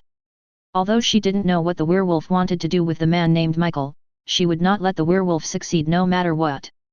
Seeing this, Lucian rushed over again in anger, and this time he was determined to catch Michael. In such a small room, guns were of little use, so Selina decisively put away her gun and rushed forward. It's a pity that when it comes to close combat, Selina is no match for Lucian. In just a few breaths, he was knocked out again. Hey, are you okay? Roca happily caught her again. Let me go. Selina struggled to get down, but her injuries were severe at this moment, and she could not stand steadily for a while. Tisk tisk, you're so cruel. Roca sighed a few times but was not too worried. Vampires have strong recovery abilities. Such a minor injury is nothing. Seeing that Lucian was eager to rush forward, Roca immediately spoke out to stop him. Lucian, I think you'd better not do anything. How about this, let's sit down in a nearby cafe and have a good talk. If you satisfy me, I don't mind giving him to you. Roca said, pointing to Michael beside him. Lucian completely ignored his words and pounced in front of him in the blink of an eye, with his sharp claws only a few centimeters away from his eyes. But the next second, tilt! Lucian was knocked to the ground by a huge force. The whole room shook and the ground sank and almost collapsed. Lucian was completely confused at this moment. He had no idea what was going on, and even his mind was blank. Where are you? What should I do? What is going on? Hey, are you awake now, little dog? Roca squatted down jokingly, poked his head and laughed. Lucian's pupils suddenly shrank, as if he sensed the danger, and his body subconsciously bounced back. You did it. Lucian looked at the human in front of him with some disbelief. He didn't even see the other person make a move before he fell to the ground. That female vampire over there would never be able to do such a thing. So it must have been done by the human in front of me. Yeah, I just gave you a slap. Roca raised his hand and waved it as if he was slapping a fly. Lucian finally realized after hearing this. He was actually knocked down by a slap? How is this possible? Can we talk now? Roca folded his arms across his chest and looked at him with interest. What is your purpose? Lucian didn't dare to act rashly again. He couldn't understand the man in front of him at all. He was clearly just a human being, but he possessed speed and powerful strength that he couldn't even see clearly. And why does this human want to get involved in the affairs of werewolves and vampires? What's the purpose? How about ruling over werewolves and vampires? Roca said with a smile. Are you? Lucian's eyes widened, as if he was shocked by what he had guessed. Does this guy think he is the ancestor of vampires and werewolves? Roca muttered to himself but didn't explain. Good. Lucian thought for a moment and then agreed. There was no way. The man in front of him gave him a feeling of being an insurmountable mountain. Even if he tried his best, he might not be able to get Michael back. In this case, we might as well take a look at the purpose of this person who is suspected to be the ancestor. Selina frowned, wondering how credible Roca's words were. Did he really intend to rule over vampires and werewolves? This is impossible to do. Even if Alexander, the ancestor of vampires and werewolves, stepped forward, it would be impossible to do so. So she wanted to see what Roca was going to do. After a moment, in a coffee shop not far away, the four of them found a private room and sat down. In fact, Michael is still confused. What on earth do these guys want to do to him? He is just an ordinary person, why does he come here? It's a pity that no one listened to him. Tell me, what do you want in exchange for handing him over to me? Lucian asked directly without any nonsense. Roca was not in a hurry to answer. He took a sip of coffee and then said, Lucian, what is your purpose? Are you going to kill Victor for your woman Sonia? Hearing this, Lucian's pupils suddenly shrank and he stood up abruptly. He looked at the man in front of him in disbelief. Why? Why did the other party see through my purpose? Could it be that this man has the ability to read minds? You have to know that this is a secret he has kept in his heart for hundreds of years, and it is impossible for anyone to know it. Seeing this, Roca said calmly, You want to know why I know this? I'm sorry, I can't tell you this. You just need to know whether what I said is right or not. Selina was frightened when she saw the werewolf's reaction. She didn't quite believe that he was the werewolf leader Lucian. But at this moment even she had to believe it a little. Can you help me? Lucian was breathing heavily. He no longer cared who the man in front of him was. He just wanted to kill Victor to avenge Sonia. Of course, it would be easy for me to kill Victor. Roca nodded as a matter of course. Vampires may indeed be very strong, especially Victor among the 3 vampire elders. But in front of him, there was not much difference between them and ordinary wolf cubs. Even if Marcus became a half werewolf and half vampire, could he withstand his punch that was tens of tons of force? Not to mention hellfire and heat vision. Victor can be turned over a new leaf in just a few minutes. However, these words made Selina alert. She wondered if Luo's height of 2.7 meters might have really made Victor stupid. You know, Victor is her adoptive father. In this way, the two sides will inevitably become enemies. Mr. Roca, why do you want to help werewolves? Do you know that there are hundreds of werewolves in the underground of Paris, who do all kinds of evil and disrupt social order? Miss Selina, don't get excited. I know you're worried that I will become the enemy of the vampires and kill your adoptive father Victor. Am I right? Roca looked at her with interest. No, I just want you to stay out of trouble with werewolves. Serena shook her head in denial. Roca's mouth curled up slightly. Really? What if I say it wasn't the werewolves who killed your parents, but your godfather Victor? That's impossible. It's useless for me to sow discord. Selina didn't believe him at all. Chapter 88. You don't believe what I say, right? What about Lucian? He experienced the entire war between werewolves and vampires. Let him tell you about it. Roca said, motioning for Lucian to come out and explain. Lucian naturally didn't mind exposing Victor's ugly deeds. Otherwise, before he could speak, Selina shook her head. I won't believe a werewolf, ever. Selina still firmly believes that it was a werewolf who killed her parents and sister, so she will not believe in werewolves. I will investigate this matter myself. Although she didn't believe in werewolves, she still had some faith in Roca's words and she would find out the truth of the matter. The truth lies in a round key. I think you should have remembered it when you were a child. Victor commissioned your father to build a prison to imprison the werewolf ancestor William. After the prison was built, Victor killed your parents and sister to avoid the prison being exposed. He didn't kill you only because you look very similar to his daughter. That's all I have to say. Having said that, Roca was too lazy to say any more nonsense. When Lucian heard this, he couldn't help but take Selina seriously. It would have been fine if he hadn't seen her, but after a while he found that she really looked very similar to Sonia. Selina remained silent. Even though his words were so reasonable, she still had to confirm this matter herself. By the way, let me tell you a piece of news. Since Lucian is not dead, why would Klein, the current executive officer of your Budapest blood clan, who became the executive officer because of killing Lucian, lie? Roca said and glanced at Lucian. In fact, this matter was the result of cooperation between the two. Klein went back to collect the reward with the news that Lucian was dead. He successfully became the executive officer of the Budapest blood clan, that is, the second in command after removing the 2 vampire elders. Lucian hid and received intelligence information from Klein.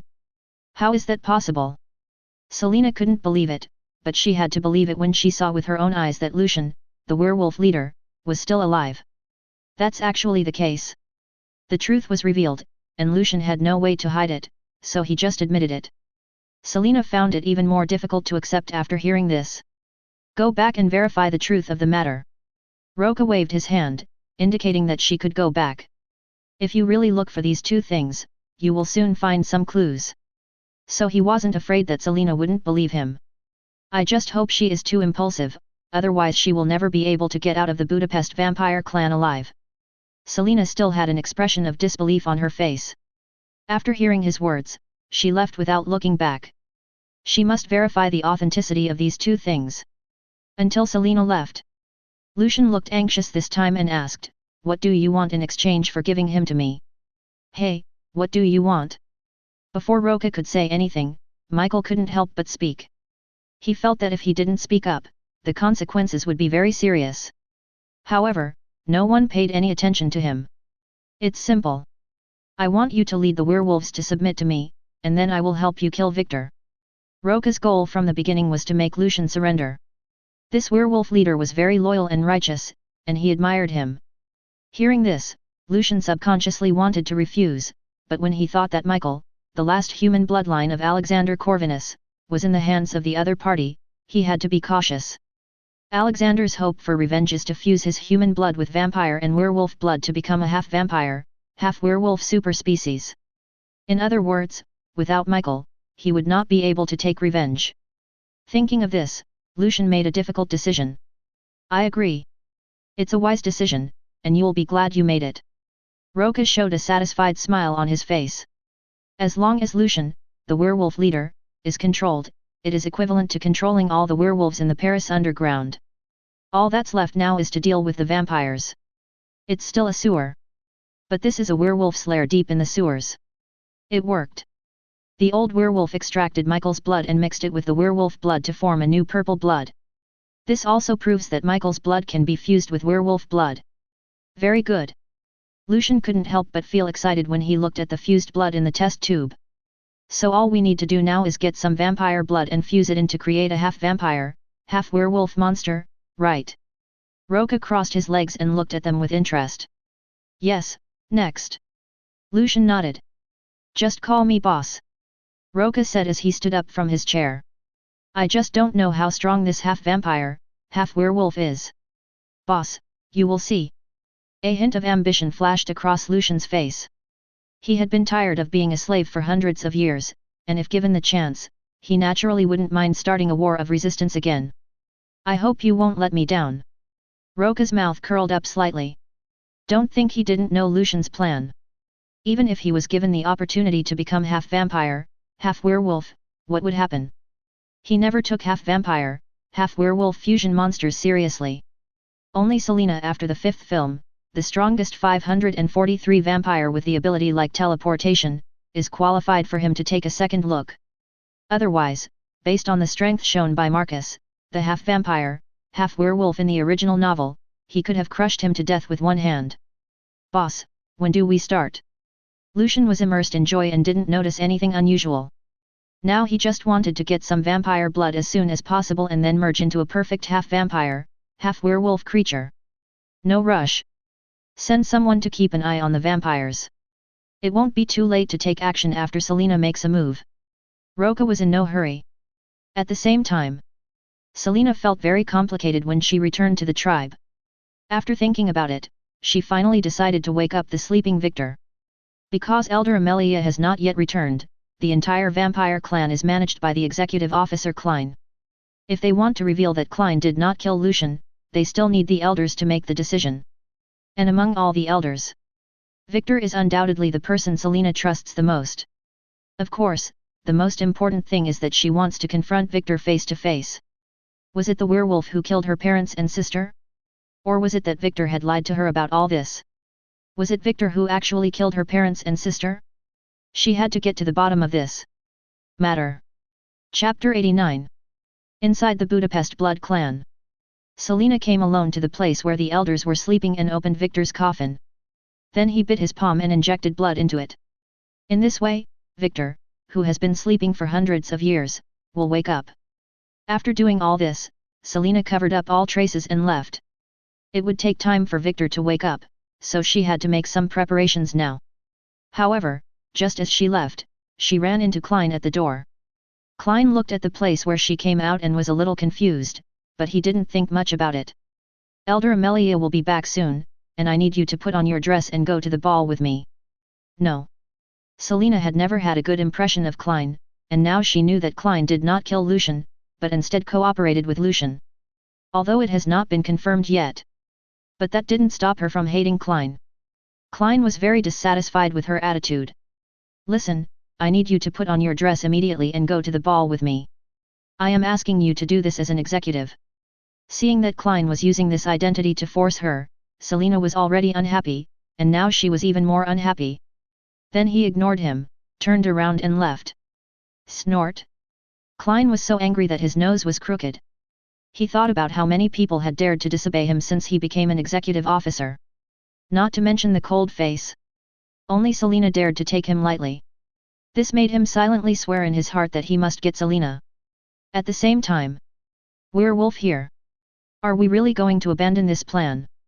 Lucian originally planned to join forces with Klein to deal with Amelia, one of the 3 elders of the vampire clan who was about to return. And it's already been planned. As long as he gets Amelia's blood, he can become a powerful half-vampire, half-werewolf being. But he didn't expect that Roca would ask him to give up this plan. This caused him dissatisfaction. Why are you in such a hurry? It won't be too late for us to take action after Amelia returns. Wouldn't it be better to kill all the vampires at once? Roca said slowly while crossing his legs and drinking red wine. Lucian was a little surprised to hear this. He didn't expect that his goal was to kill all the vampires. You have to know that it is the vampire base. Anyone who is not a fool will know that you must not go, as going there would mean you would just be committing suicide. It's the same no matter how many werewolves there are. I'm afraid this is not a good idea, right? What's wrong? Don't you want to kill Victor?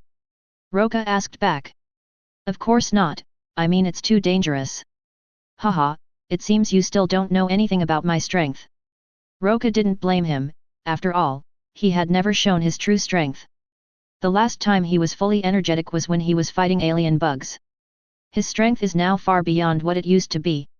Not only does it have a speed that exceeds the speed of sound, but a single punch can deliver tens of tons of force.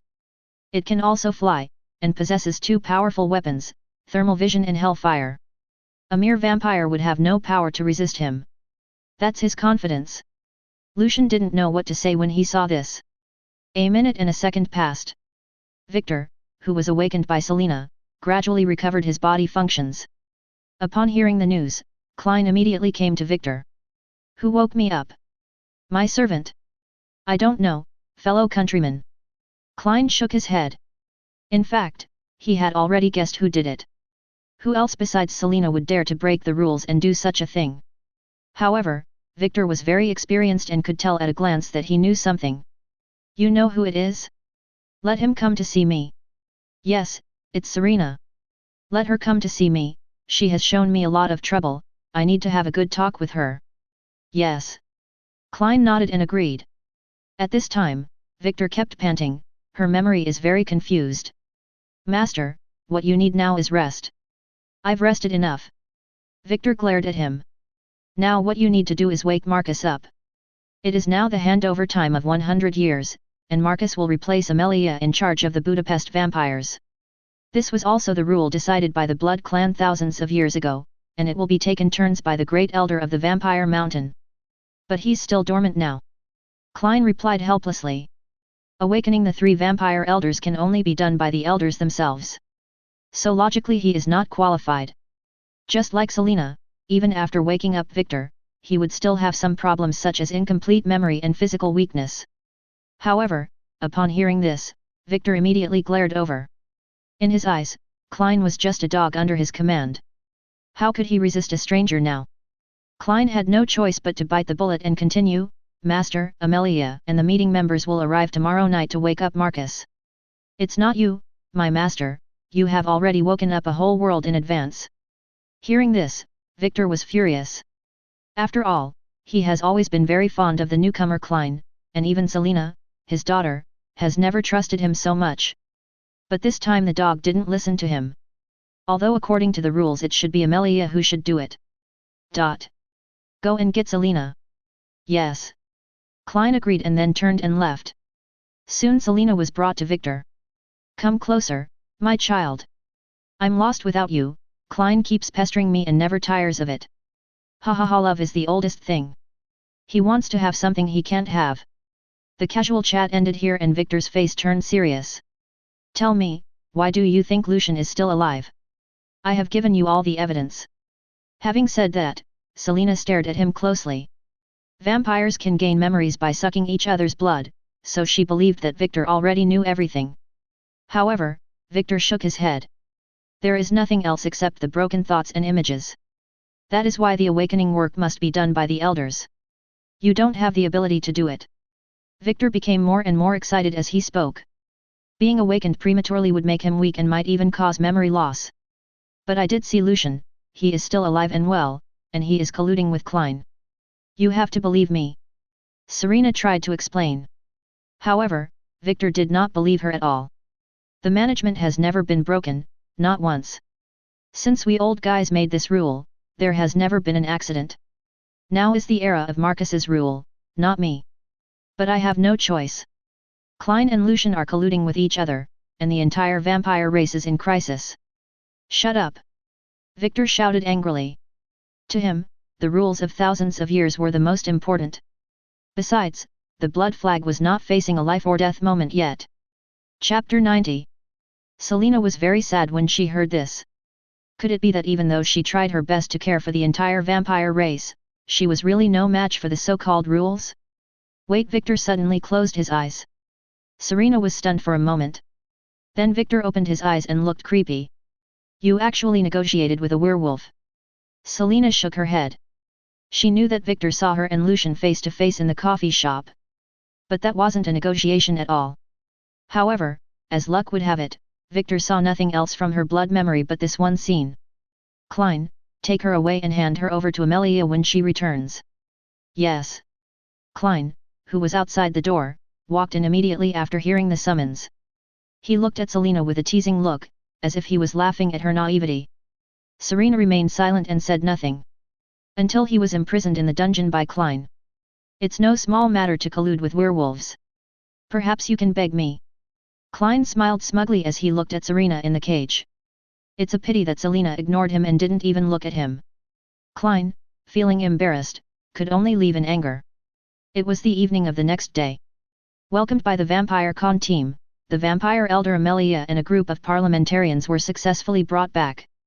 777 And after learning that Selena had awakened Victor on her own initiative, Amelia immediately joined the congressman to punish Selena. Because Selena broke the vampire rules that had existed for thousands of years and colluded with werewolves.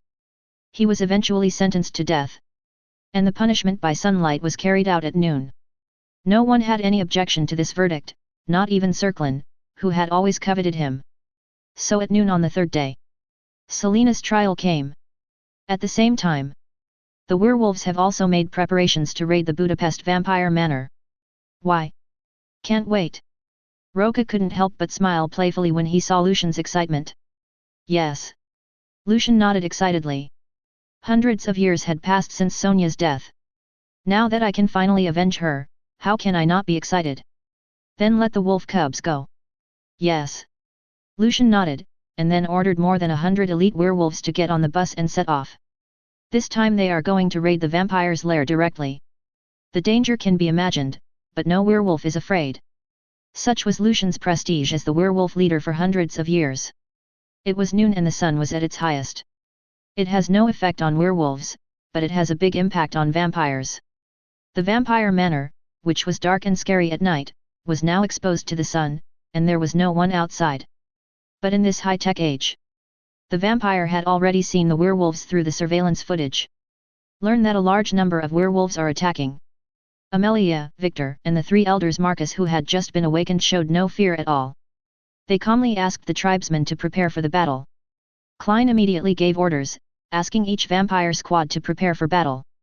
At the same time, he cautiously came to the three elders and asked, I wonder if Selena's sunlight punishment will still be carried out. Of course. She colluded with the werewolves to cause the war. She must be burned to death in front of the werewolves.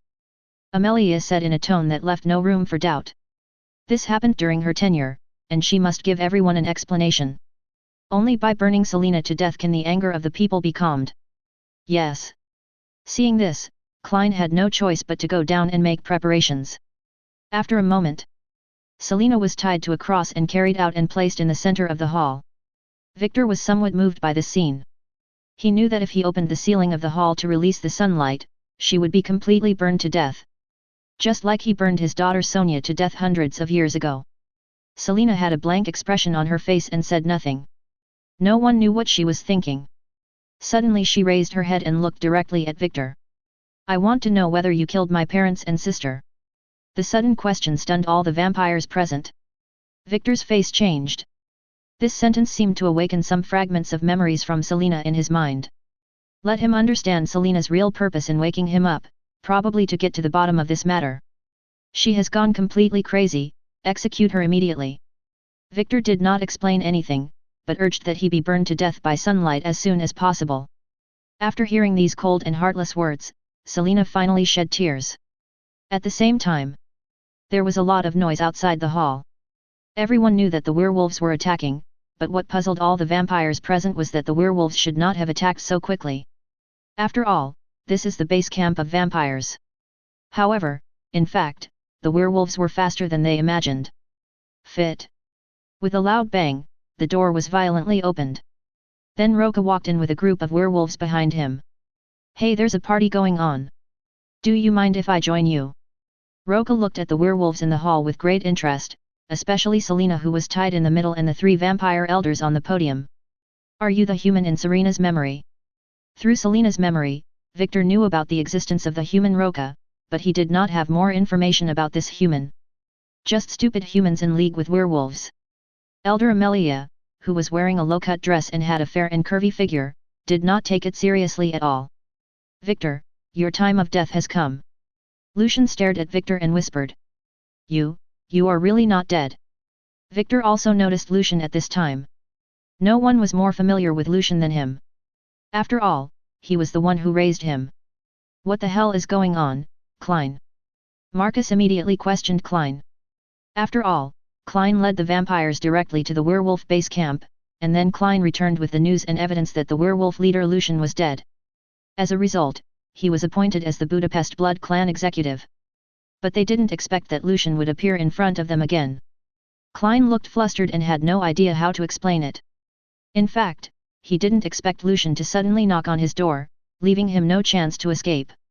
It seems that what Selena said is true. Klein, you are colluding with Lucian to harm the family. Victor now understood that what Selena had said before about Klein colluding with Lucian to rebel was true. But he had no intention of letting Selena go. After all, Selena had become suspicious of him and could no longer keep him. Chapter 91. Come here, tie up Klein and execute him by daylight together. Amelia said as she had Klein arrested. Hey, is it time for this farce of yours to end? I'm getting tired of waiting. Roca said and yawned.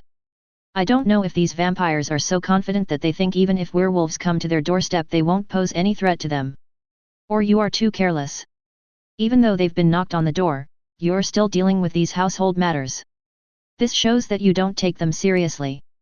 Humph, werewolves have been hiding here and there since the war hundreds of years ago. I didn't expect that they would dare to show up here now. Marcus snorted coldly. He witnessed how werewolves grew from irrational monsters who only knew how to eat raw meat and drink blood to a powerful tribe step by step. But this still poses no threat to vampires. Not to mention that the three great vampire elders are all here now. It can be said that this is also the most powerful time for vampires. So even though the werewolf was standing in front of them, they still didn't take him seriously. Let the execution be carried out. Victor ignored everything else and immediately gave the order to punish Selena and Klein. I saw a hole slowly opening above the castle. The dazzling sunlight would shine down in the next second, turning the two into ashes. Save me! Save me! Klein yelled at Lucian. But there was no response. The two were just partners at best. Now that the cooperation has ended, it is even more impossible for Lucian to save a vampire. It was at this time. A figure came to Selena's side at an extremely fast speed in the blink of an eye, and saved her with a wave of his hand. Then the sunlight came down. The next second, Klein's entire body turned red like a cooked prawn, and then began to burn. Amidst a shrill scream, Klein eventually turned into ashes and disappeared. Looking at this scene, even Selena felt a little chilly. She had thought of many ways she could die, but she didn't want to experience this kind of death. It's okay. I'll make you a vampire who is not afraid of sunlight. Roca couldn't help but grin as he looked at Selena in his arms, then inserted a syringe into Selena's neck. The sudden change made Selena a little confused, but before she could say anything, her body reacted violently. For a moment, her whole body twitched involuntarily. At the same time, when Lucian saw Klein being burned to death, he seemed to recall the scene of his lover Sonia being burned to death, and his eyes turned red for a moment. The war between werewolves and vampires began. However, these vampire nobles in the hall had little fighting power due to their long-term decadent life. What's more, the werewolves had bullets made of ultraviolet light in their hands, and the vampires were beaten back in a short time. The three elders finally couldn't stand it anymore. I didn't expect that the vampires have become so weak now. Victor took action himself after he finished speaking. He came to a werewolf at an incredible speed and broke its neck with his hand. Such a relaxed look also brought great encouragement to the remaining vampires. Suddenly the battle situation became tense. When Lucian saw Victor coming to the scene personally, he was naturally extremely jealous of his enemies. Without saying a word, he dropped the vampire in his hand and rushed forward. But even though Victor had just woken up and his body functions had not yet recovered to their peak state, he was still not someone Lucian could defeat. In just a moment, Victor pressed him to the ground and rubbed him. Just when Victor wanted to kill Lucian completely, he was suddenly knocked over by an inexplicable force, and a large amount of blood spurted out of his mouth because of this force. It's really embarrassing. Roca walked slowly to Lucian and smiled. Lucian got up from the ground angrily and wanted to rush forward again. But he was stopped by Roca, who took out a syringe and said, "This is Victor's blood, mixed with Michael's blood." Lucian immediately took the syringe and injected himself without thinking. As long as he combines the blood of vampires and Michael, he can become a perfect half-werewolf, half-vampire creature. That way he could take care of Victor himself. The moment the syringe was injected, his body fell to the ground and began to twitch. At the same time, Selena, who had just received the injection, finally recovered. She could feel that she had become very strong. Asterisk. And all this was brought about by the man in front of him. Thanks. Serena thanked him gratefully. It's not enough to just thank you like this. Roca grabbed her waist and smiled. After it's over, Selena winked at him, then looked at Victor, who had already gotten up from the ground. She appeared in front of Victor like a ghost before he could react. Tell me, did you kill my parents and sister? Selena wanted a definite answer, although the answer was already in her mind. However, Victor had no intention of answering. Seeing that Selena actually appeared in front of him, he naturally would not show mercy and immediately grabbed her with his 10 claws. Unexpectedly, Selena dodged away in an instant. I ask again, did you kill my parents and sister? Selena's cold voice appeared behind him. This is impossible. Victor's face was full of disbelief. He actually didn't see the other person's movements clearly. Nothing is impossible. Why are you still unwilling to tell me? Selena's voice was filled with murderous intent, and she no longer had much patience. Victor sneered, he was just careless just now. How is it possible to expect him to tell the truth? The next moment, he appeared in front of Selena and grabbed her without mercy. Selena's reaction was also quick. After becoming half-vampire, half-werewolf, her strength increased exponentially. Now he is no weaker than Victor, and is even much stronger. Victor was fast, but she was even faster. The two men were like phantoms, fighting for dozens of rounds in the blink of an eye. The next second, Victor vomited blood and flew backwards. Selena flashed in front of him and looked down at him. Ha ha ha, so what if I killed your parents and sister? Victor got up from the ground and grinned, you don't think you have won, do you? After hearing Victor's admission with her own ears, Selena finally gave up completely. She was mentally prepared and her expression did not change at all. +/-. Chapter 91. Come here, tie up Klein and execute him by daylight together. Amelia said as she had Klein arrested. Hey, is it time for this farce of yours to end? I'm getting tired of waiting. Roca said and yawned. I don't know if these vampires are so confident that they think even if werewolves come to their doorstep they won't pose any threat to them. Or you are too careless. Even though they've been knocked on the door, you're still dealing with these household matters. This shows that you don't take them seriously. Humph, werewolves have been hiding here and there since the war hundreds of years ago. I didn't expect that they would dare to show up here now. Marcus snorted coldly. He witnessed how werewolves grew from irrational monsters who only knew how to eat raw meat and drink blood to a powerful tribe step by step. But this still poses no threat to vampires. Not to mention that the three great vampire elders are all here now. It can be said that this is also the most powerful time for vampires. So even though the werewolf was standing in front of them, they still didn't take him seriously. Let the execution be carried out. Victor ignored everything else and immediately gave the order to punish Selina and Klein. I saw a hole slowly opening above the castle. The dazzling sunlight would shine down in the next second, turning the two into ashes. Save me! Save me! Klein yelled at Lucian. But there was no response. The two were just partners at best. Now that the cooperation has ended, it is even more impossible for Lucian to save a vampire. It was at this time. A figure came to Selina's side at an extremely fast speed in the blink of an eye, and saved her with a wave of his hand. Then the sunlight came down. The next second, Klein's entire body turned red like a cooked prawn, and then began to burn. Amidst a shrill scream, Klein eventually turned into ashes and disappeared.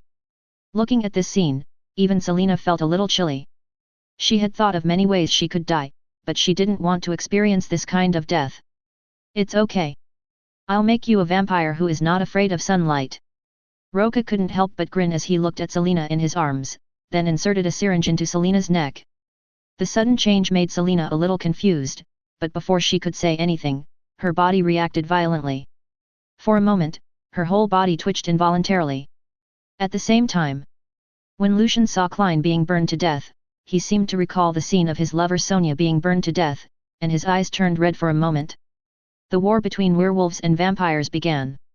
However, these vampire nobles in the hall had little fighting power due to their long-term decadent life.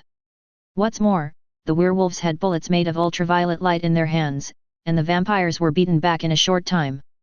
The three elders finally couldn't stand it anymore. I didn't expect that the vampires have become so weak now. Victor took action himself after he finished speaking. He came to a werewolf at an incredible speed and broke its neck with his hand. Such a relaxed look also brought great encouragement to the remaining vampires. Suddenly the battle situation became tense. When Lucian saw Victor coming to the scene personally, he was naturally extremely jealous of his enemies. Without saying a word, he dropped the vampire in his hand and rushed forward. But even though Victor had just woken up and his body functions had not yet recovered to their peak state, he was still not someone Lucian could defeat. In just a moment, Victor pressed him to the ground and rubbed him. Just when Victor wanted to kill Lucian completely, he was suddenly knocked over by an inexplicable force, and a large amount of blood spurted out of his mouth because of this force. It's really embarrassing. Roca walked slowly to Lucian and smiled. Lucian got up from the ground angrily and wanted to rush forward again. But he was stopped by Roca, who took out a syringe and said, "This is Victor's blood, mixed with Michael's blood." Lucian immediately took the syringe and injected himself without thinking. As long as he combines the blood of vampires and Michael, he can become a perfect half-werewolf, half-vampire creature. That way he could take care of Victor himself. The moment the syringe was injected, his body fell to the ground and began to twitch. At the same time, Selina, who had just received the injection, finally recovered. She could feel that she had become very strong. Asterisk. And all this was brought about by the man in front of him. Thanks. Serena thanked him gratefully. It's not enough to just thank you like this. Roca grabbed her waist and smiled. After it's over, Selina winked at him, then looked at Victor, who had already gotten up from the ground. She appeared in front of Victor like a ghost before he could react. Tell me, did you kill my parents and sister? Selina wanted a definite answer, although the answer was already in her mind. However, Victor had no intention of answering. Seeing that Selina actually appeared in front of him, he naturally would not show mercy and immediately grabbed her with his 10 claws. Unexpectedly, Selina dodged away in an instant. I ask again, did you kill my parents and sister? Selina's cold voice appeared behind him.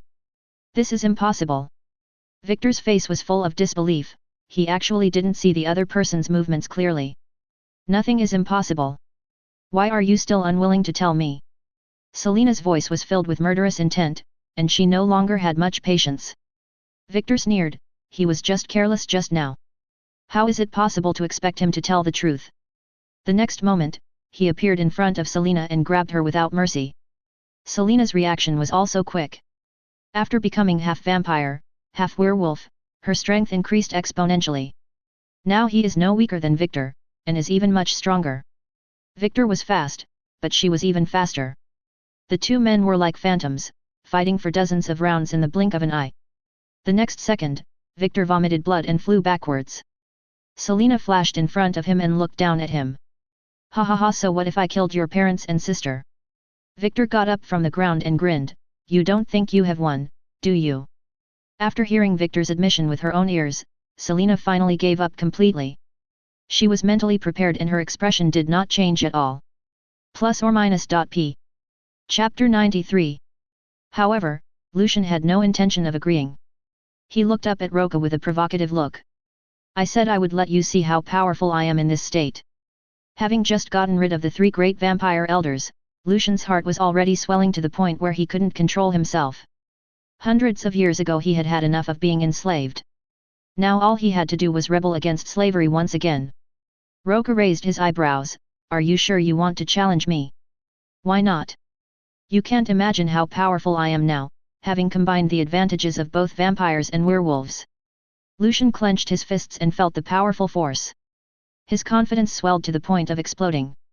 Now he is afraid of no one. Even Roca, who once brought him fear, was the same. I don't like disobedient puppies. Roca narrowed his eyes and smiled. Humph. I'm a wolf. As soon as Lucian finished speaking, he rushed towards Roca.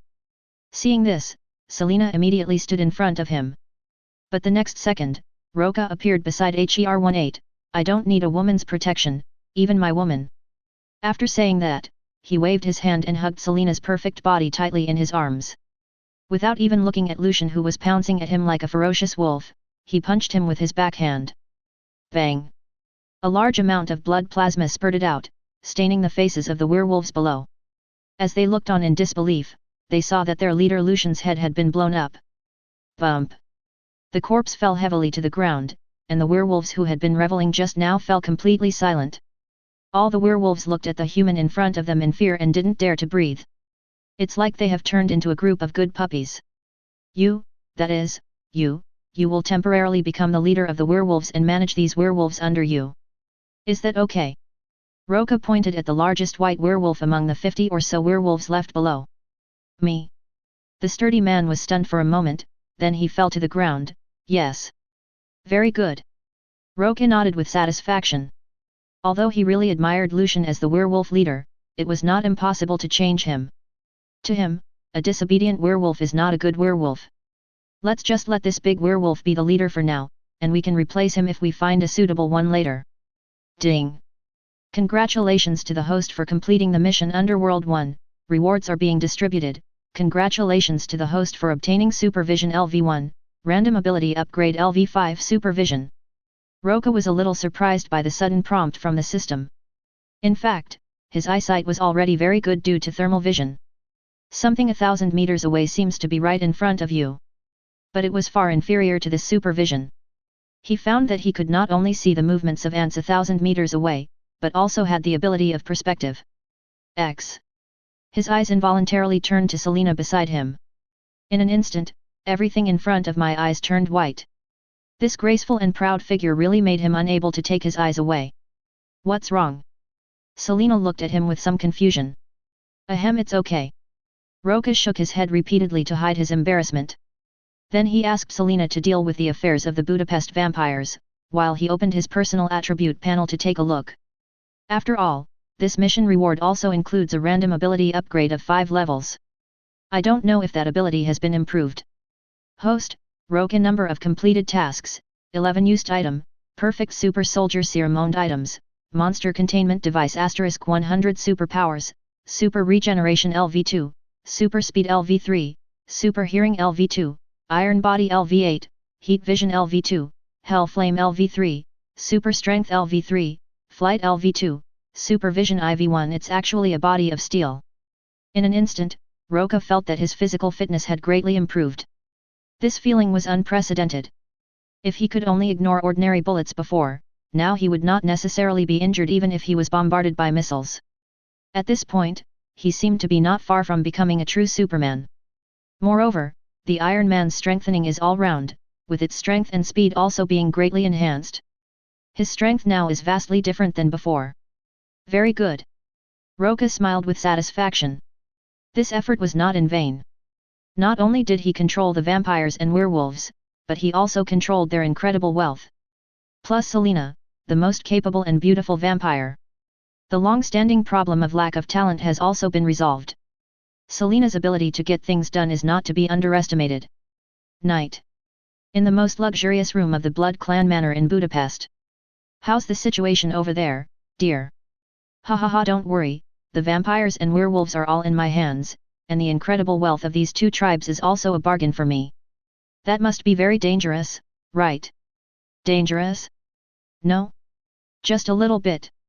I'll be back after I finish dealing with things here. Boss, did you take care of that female vampire? We promised to post a video. Don't worry, you female hooligan. I've already taken care of it. Let's talk about it when you come back. I'm very busy now. Hello 030, hello boss. Beep beep beep. Roca hung up the phone with Tina, Allison, and others, and Selena, with shining eyes. She is 1.73 meters tall and has perfect proportions. Her light blue eyes are bright and deep, and just a glance at her can make people fall deeply in love with her. Her lips are rosy and soft, and the slightly upturned corners of her mouth bring a natural affinity, and every expression exudes a unique charm. Her skin is as white as jade, smooth and firm without a single flaw, just like carefully carved porcelain. This white and firm skin seems to emit a faint luster in the sun, adding a lot to her overall beauty. Roca had had many beauties before, like Heather, Allison, and Maria, but he had never seen such a unique and beautiful woman. Come on, baby. Roca took the beauty into his arms, enjoying her pleasant fragrance and feeling her graceful body. I'm yours tonight. Selena looked at him with blurry eyes, then stood on tiptoe and gave him a kiss. After a passionate kiss. No, you are wrong, I want you to belong to me forever. After Roca finished speaking, he picked her up domineeringly.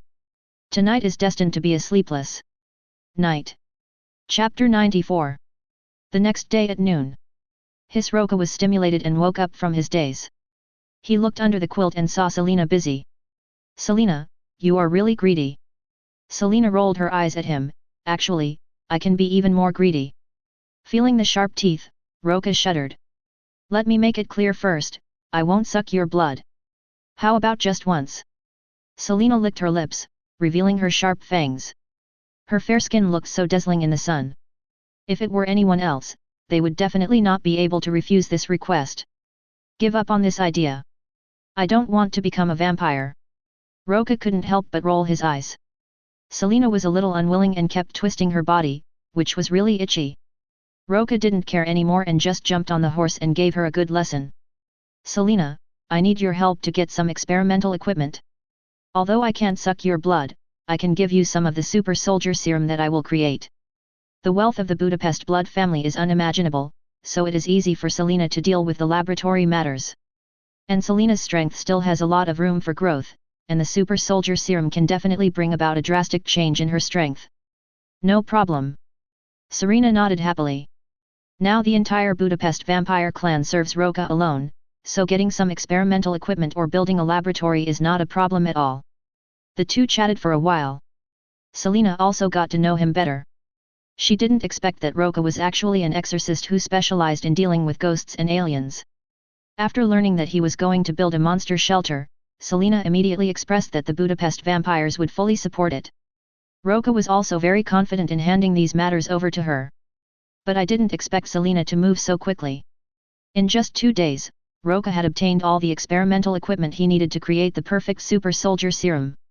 Not only were the experimental equipment set up in the basement of Heather Manor, but a laboratory was also set up in the Budapest Vampire Manor. So Roca decided to get the super soldier serum here first. Do it when you think of it. The method of making the perfect super soldier serum given by the system is all in the mind and can be used at any time. With the research equipment, you just need to follow the steps to manufacture it. It only took Roca 1 day to create the perfect super soldier serum and put it into 2 syringe test tubes. It's not that troublesome to use. All you have to do is inject the super soldier serum into your body. The process is painless and there is no risk of personality amplification. As for how much strength can be improved, it depends on the individual. Generally speaking, it can improve physical fitness by about 5 times. The stronger your own strength is, the higher the improvement will be. After doing all this, Roca found Selena and gave her a perfect super soldier serum. Is this what you made? Selena took the test tube and looked at it curiously. She had also heard of the name Super Soldier Serum, but she didn't know what its specific effects were. Try it, it should improve your strength. Roca didn't explain too much. The more people knew about this kind of thing, the higher the risk of exposure. Your own woman only needs to use it, and there is no need to know the specific details of the Super Soldier Serum. All right. Selena naturally trusted him without reservation, so without hesitation, she immediately injected the Super Soldier Serum into his body. For a moment she felt her whole body getting hot, and her body cells seemed to be constantly being strengthened. Don't worry, there will be some changes in the process of strengthening your body, and it will be over soon. Roca helped her sit aside. At this time, Selena was sweating all over. This was an incredible thing, and she was completely confused. The perfect Super Soldier Serum will enhance a person to the most perfect state. Just like Captain America, who went from a skinny and short ordinary soldier to a strong man with perfect muscles like a bodybuilder. These are all evolving towards perfection. The same goes for Roca, his perfect muscular body is so attractive that Alice and Maria are all drooling over him. Girls will also develop towards a perfect body shape after using the Super Soldier Serum. Just like now. Selena's figure was already very good, but now it has become visibly fuller and rounder. Roca just couldn't take his eyes away. Soon, the sofa was soaked with sweat. Selena finally came to her senses. Congratulations! Roca smiled and congratulated. Selena stretched out her slender white hands to feel the changes, and the next second she stood up from the sofa as if she had teleported. I am so strong now. Selena can feel that her current strength has undergone a tremendous change and is completely different from before. If she were to face Victor, Marcus, and Amelia again, she was confident that she could defeat them all with one hand. This is her current strength. It's indeed much stronger. Roca looked up and down at her voluptuous figure that was wet with sweat and vaguely visible, and then reached out to hold her in his arms. But then Selena suddenly appeared at the bathroom door. Honey, let me take a shower first. Selena smiled sweetly at him and then went into the bathroom. But you want to escape after entering the bathroom? Of course not. Roca entered the bathroom at a faster speed before she closed the door. Ah dear, how did you get in? What? Can't I come in? After all, you have just been strengthened with Super Soldier Serum, and I still have to check your body. How great are you, dear? Selena looked helpless. She thought her strength was close enough to Roca's, but she didn't expect that she could hardly react to Roca's action just now. Roca grinned, want to know how strong I am? Just try and you will know. Come, get down in this position. Selena couldn't help but roll her eyes at him, but she still bent down and held the bathtub. This action also perfectly shows the body curves, which is so tempting. Chapter 95. A few days later. Roca left all matters here, including the werewolves, to Selena. He then returned to New York with the Super Soldier Serum. Hey baby, have you missed me during this time? The door was opened, and Roca hugged Maria's soft and petite body, followed by a deep French kiss. You still remember to come back? Hearing Tina's dissatisfied voice, Roca let go of Maria's red lips. I have all these beautiful ladies like you at home, how could I not be willing to come back? Without favoring one over the other, he also gave Tina, Allison, and Stella a deep kiss, which eliminated their dissatisfaction. Look what good stuff I brought back for you. Roca said as he took out the perfect Super Soldier Serum. What's this? The four girls looked at the syringe and test tube in front of them with some confusion. Remember what I said last time? Roca smiled mysteriously. That's it. That thing that can keep people young forever. Did you make it? Tina, they immediately remembered something they had mentioned to them during their last vacation by the sea that could keep people young forever. For a moment, the women were all a little excited. 900, that's right. How about this? For the sake of confidentiality, I won't tell you the details of this thing. Each of you can take one and inject it first. Roca wanted to keep it a secret and didn't tell them more information about the Super Soldier Serum. Again, they just need to use it. Knowing too much would be bad for them. It might even be dangerous. Give it to me now. Tina didn't ask any more questions and immediately took a bottle of Super Soldier Serum from him.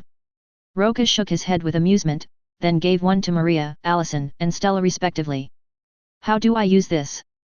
Tina looked at the test tube in her hand for a long time but couldn't find how to use it. It's very simple, just do this. Roca taught them how to use it. Then several women injected themselves one after another, without considering whether there would be any danger. This shows the trust that the women have in him. Roca was quite satisfied with this, even though they were all his women.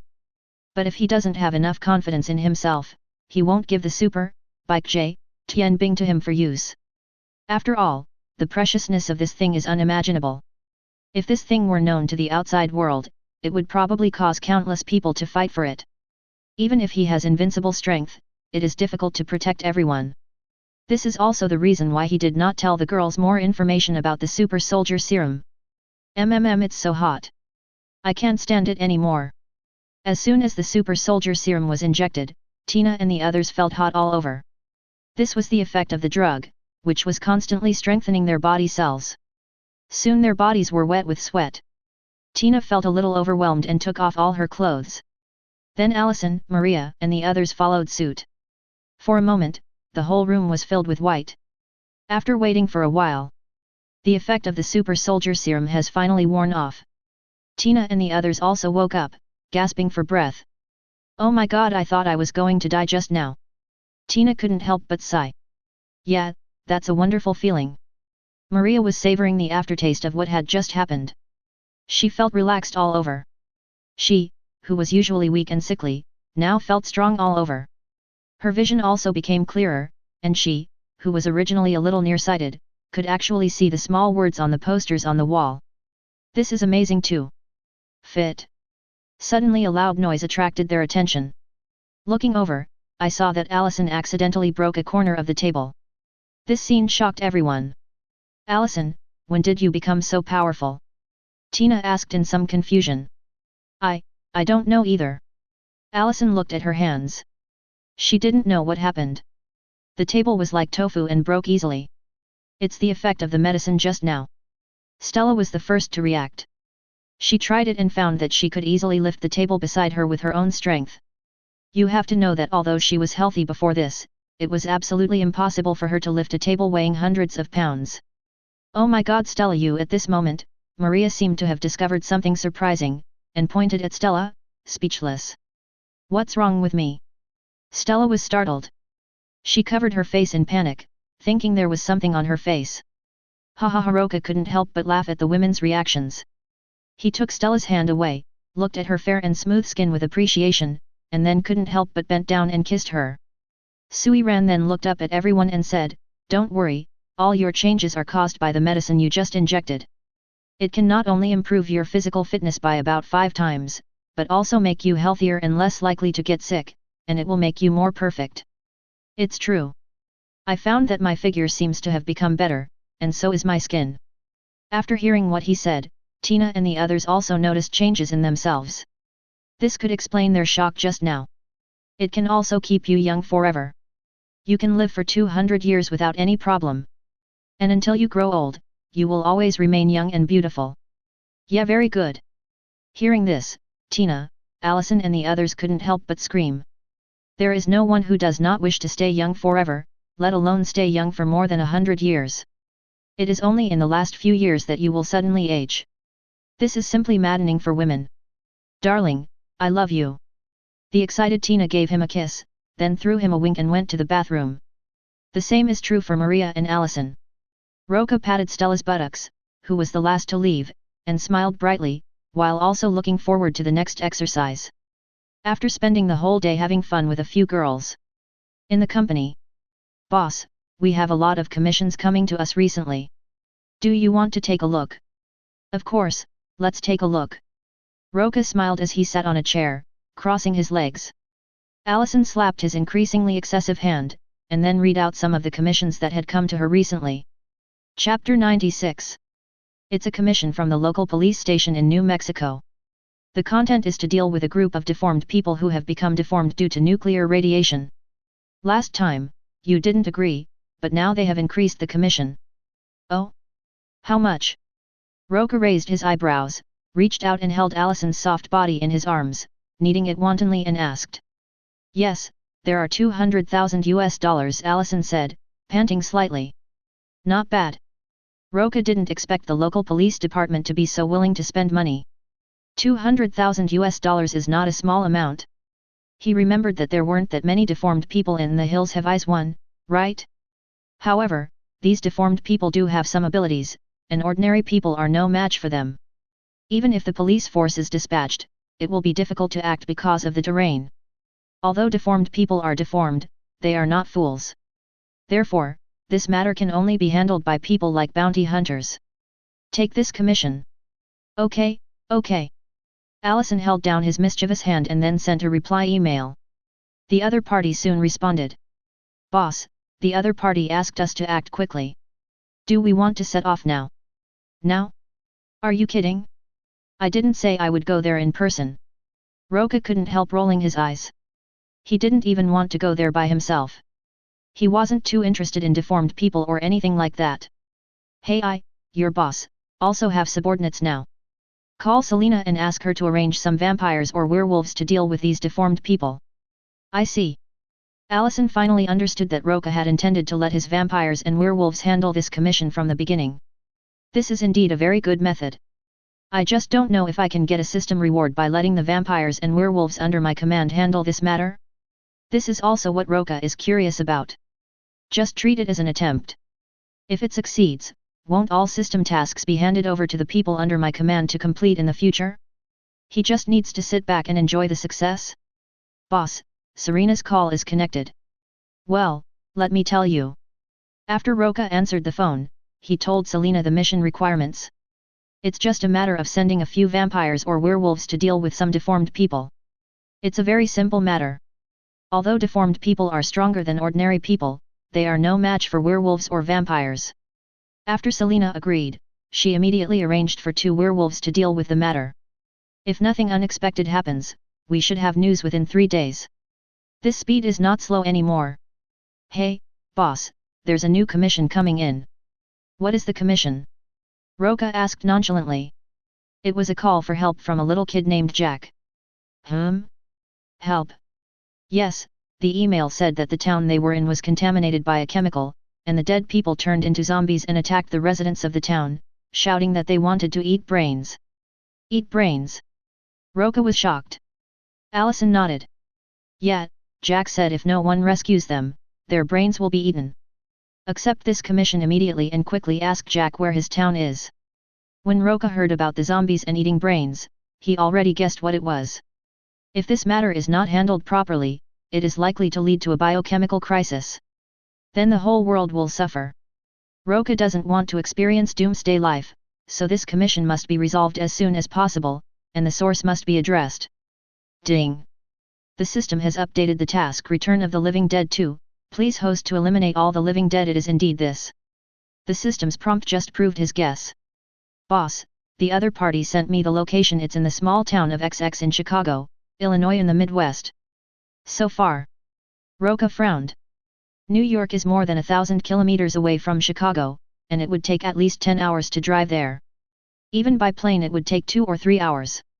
It is obvious that this commission cannot wait that long. In 2 or 3 hours, I'm afraid that everyone in that town would have their brains eaten out. Boss, Jack said they can hold out for an hour at most. Those zombies are very smart and can even drive. It's only a matter of time before they find them. Is this really such an outrageous thing? Allison even suspected that the kid was lying. The dead are resurrected, and their brains are eaten? Even smart enough to drive? This is too outrageous. Of course it's true. Have you seen zombie movies? It might become a reality if things go wrong. Although Roca remembered that those corpses turned into the living dead because the military was researching a biological weapon called 245-trioxide, this chemical was a gene resurrection catalyst. After becoming a living dead, they will only eat brains and will not spread from person to person like zombies. But no one can say for sure whether further research will really lead to the T-virus. So scary? Boss, do you want to go and deal with this matter now? I'll book a plane ticket for you right away. The Allison said as she was about to buy him the fastest ticket. But Roca stopped her. No, the plane is too slow. As he said this he came to the French window. It's still faster this way. Wait for my good news. As soon as Roca finished speaking, he flew out from the windowsill. Fortunately, it is now dark and no one has noticed this place. Along the way, Roca flew directly at twice the speed of sound and reached Chicago in about half an hour. Hey, honey, what's up? Selena, can you help me check a company called Darren Chemicals? The biological weapons developed by this company can resurrect the dead and turn them into living dead that can only eat brains. Oh my god, if this continues, won't zombie movies become reality? Honey, wait a minute, I'll go investigate. After learning about the incident, Selena immediately realized the importance of the matter. Although vampires are not afraid of zombie viruses or anything like that. But the end of the world was definitely not what she wanted to see. Well, I'm on my way to the place where the virus was leaked. Once you have investigated thoroughly, please inform me immediately. That kind of biological weapon must be completely eliminated. Understood. I will have someone cooperate with you. After Selena hung up the phone, she immediately arranged for someone to investigate Darren Chemical Company and its cooperation with the military. Especially the specific information from the laboratory of Darren Chemical Company. 1Z. Chapter 97. In the dark night. A sonic boom ripped through the night sky. This should be it. Roca, who had been flying all the way, determined the approximate direction and found that the small town under his feet should be the location that the little boy Jack said. So he immediately descended from the sky. Roar as expected. As soon as we landed, we found that the streets and alleys of the town were filled with extremely tragic scenes of doomsday. The undead chased the panicked people, pinned them to the ground and ate their brains. Screams rang out one after another. The whole town seemed to have entered the end of the world in advance. But Roca didn't have time to pay attention to those people. He came here for only two purposes. One is to save the commissioned publisher Jack. The other is to deal with the zombies in the town. So he immediately started searching in the town's 300. Using his supervision, he quickly found several people in a raw meat processing factory. Hey, are you guys okay?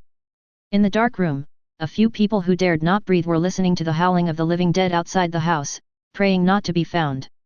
Just at this moment, a sudden sound startled several people. Turning around, they found that there was someone watching them from the second-floor window.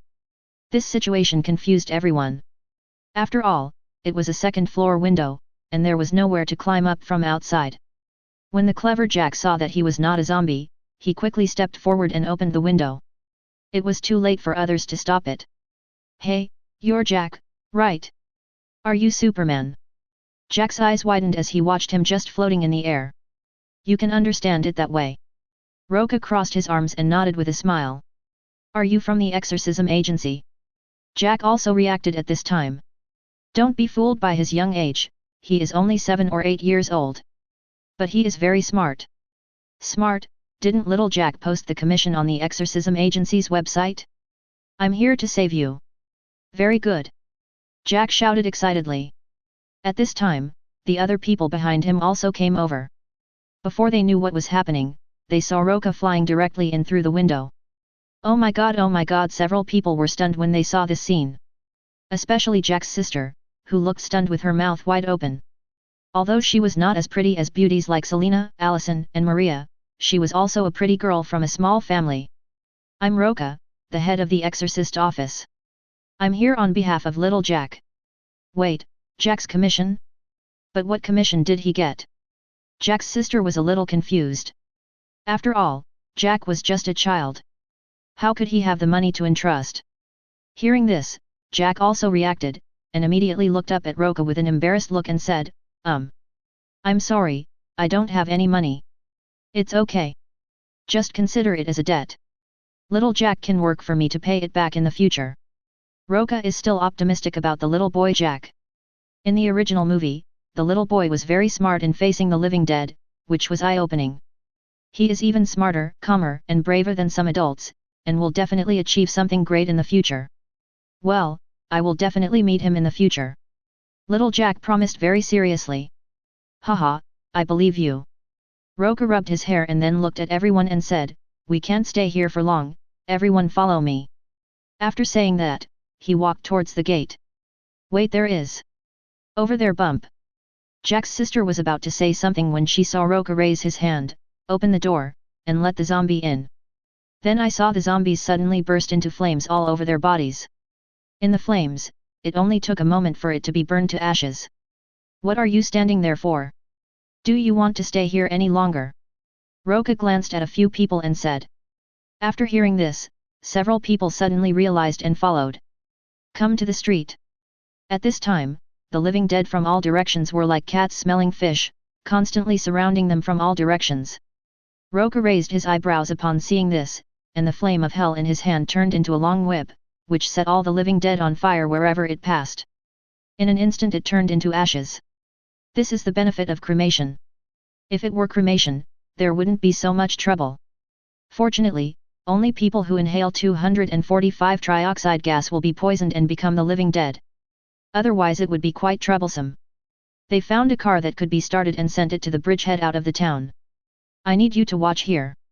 Don't let any zombies leave the town, otherwise the consequences will be disastrous. Do you understand? Roca looked at them seriously. Although the zombies will not infect the people they bite, their bodies are a huge source of virus infection and may be transmitted through other means. So we have to make sure that no living dead leave the town. Clear. Jack and Jack's sister nodded. Wait, what should he do? At this time, the red-haired woman next to her anxiously supported her boyfriend and asked. Oh, there's one more thing you forgot to solve. Roca slapped his forehead and realized that he had actually forgotten about this matter. These 2 men and 1 woman should be the 3 tomb robbers in the original novel. One of them, a tall one and a fat one, inhaled poison gas in the cemetery and are now about to become living dead. How are they? Can they be saved? Otherwise, send them to the hospital. Jack's sister said anxiously. Roca shook his head and said, they have inhaled too much poison gas and are about to become living dead. If you don't mind, I can help them get rid of it. As he spoke, a flame appeared in his hand. They had just witnessed the power of this flame, which could reduce a person to ashes in a short period of time, even faster than an incinerator. Can't. 0.0 The red-haired woman hugged her boyfriend and shook her head desperately to refuse. As the saying goes, a friend in need is a friend indeed. The fact that they can still be so steadfast in this situation shows that their relationship is indeed very good. But reality forces them to make a choice. Roca shrugged, if you don't want to, just watch them turn into the living dead. Maybe then you can offer your brain. In the original novel, the red-haired woman seemed to have actually offered her brain to her boyfriend. I don't know whether to call her stupid. Or is this the magic of love? This is a flamethrower. Think it over and then give him a quick death. After Roca handed the flamethrower to Jack's sister, he turned around and flew into the sky. He has no time to play games of life and death. Next he has to clear out all the zombies in the town. Chapter 98. Beep beep beep. Roca chose to drive a car and keep honking the horn to attract most of the zombies in the town, and whenever he arrived at a place, he would use the flames of hell to set it on fire. This is a perfect way to deal with the zombies stuck in the house. Anyway, almost everyone in the town died. This is what you have to do if you want to completely eliminate all the living dead. And Jack didn't seem to have informed the military, so this matter had to be handled by him. Soon the town became a sea of fire. Behind Roca were hundreds and thousands of zombies. He didn't stop the car until he reached the cemetery. Looking at the zombies in front of him, he took out the Gatling gun without hesitation. Use hellfire to transform it into a death Gatling gun. The next second, fierce tongues of flames burst out instantly. 100 flaming bullets per second instantly tore apart thousands of living dead in front of him. When a magazine was used up, no zombies were left standing, and only the burning wreckage remained on the ground. Well, the mission is not completed yet. After dealing with these zombies, Roca couldn't help but frown, because the system task was not completed. It seems that the problem has not been solved yet. He did not forget that the 2 people among the 3 tomb robbers who inhaled the poison gas would become living dead. Or rather, it has changed now, but the red-haired woman did not kill them. It seems he has to go there in person. Roca narrowed his eyes, and his X-ray vision allowed him to see the tomb robbers who had turned into zombies and were BG on the car window 2 kilometers away, trying to eat Master Jack's brain. As for the flamethrower, it was left outside. Although I don't know what happened, it's really speechless. However, just when the red-haired woman and Jack's sister were panicking, Jack started the car and knocked the 2 zombies away.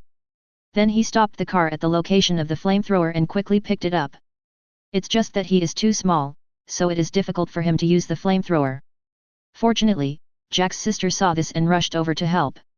Then the 2 men used flamethrowers to set the 2 zombies on fire. Ding! Congratulations to the host for completing the mission Return of the Living Dead 2. Rewards are being distributed. Congratulations to the host for obtaining Super Breathing LV2. Very nice. Roca showed a satisfied smile. Super Breath is not just breathing. It can also spit out icy breath to freeze the opponent, create hurricanes, change the weather and even blow out stars, and the first thing I got was LV2 Super Breath, which is very good. Jack and his sister also heard the sound behind them. They turned around and were immediately surprised. Mr. Roca, you are back. Well, you did a good job. Roca praised the two of them generously. Jack was so young, but he remained calm in the face of danger and was able to find a way to deal with the zombies in times of crisis. Jack's sister also performed well and knew to come and help. Instead, the red-haired woman over there kept screaming and feeling sad. It's a shame that this woman didn't feed her brain to her boyfriend who has become the living dead. Hey, it's nothing. Sister Jack scratched her head a little embarrassedly, looking so naive that it was hilarious. Jack, on the other hand, was more stable. He looked at the burning town with a sense of sadness and confusion. Roca naturally saw his worry. The town has been infected by poison gas. Only by burning it down can we avoid the danger of being infected again and becoming the living dead. By the way, little Jack, where are your parents? They died a long time ago. Jack replied somewhat sadly. How about this, I will sponsor you and your sister to go to school.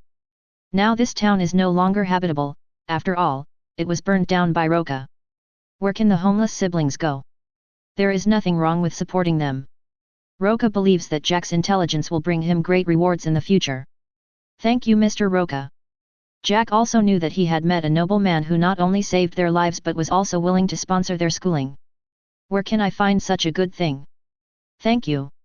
By the way, Mr. Roca can call me Susanna. Jack's sister, Susanna, thanked him gratefully. Well, let's leave here now. After saying that, Roca asked the brother and sister to get in the car. As for the red-haired woman, she was still sad about her boyfriend being burned to death. Ignored her.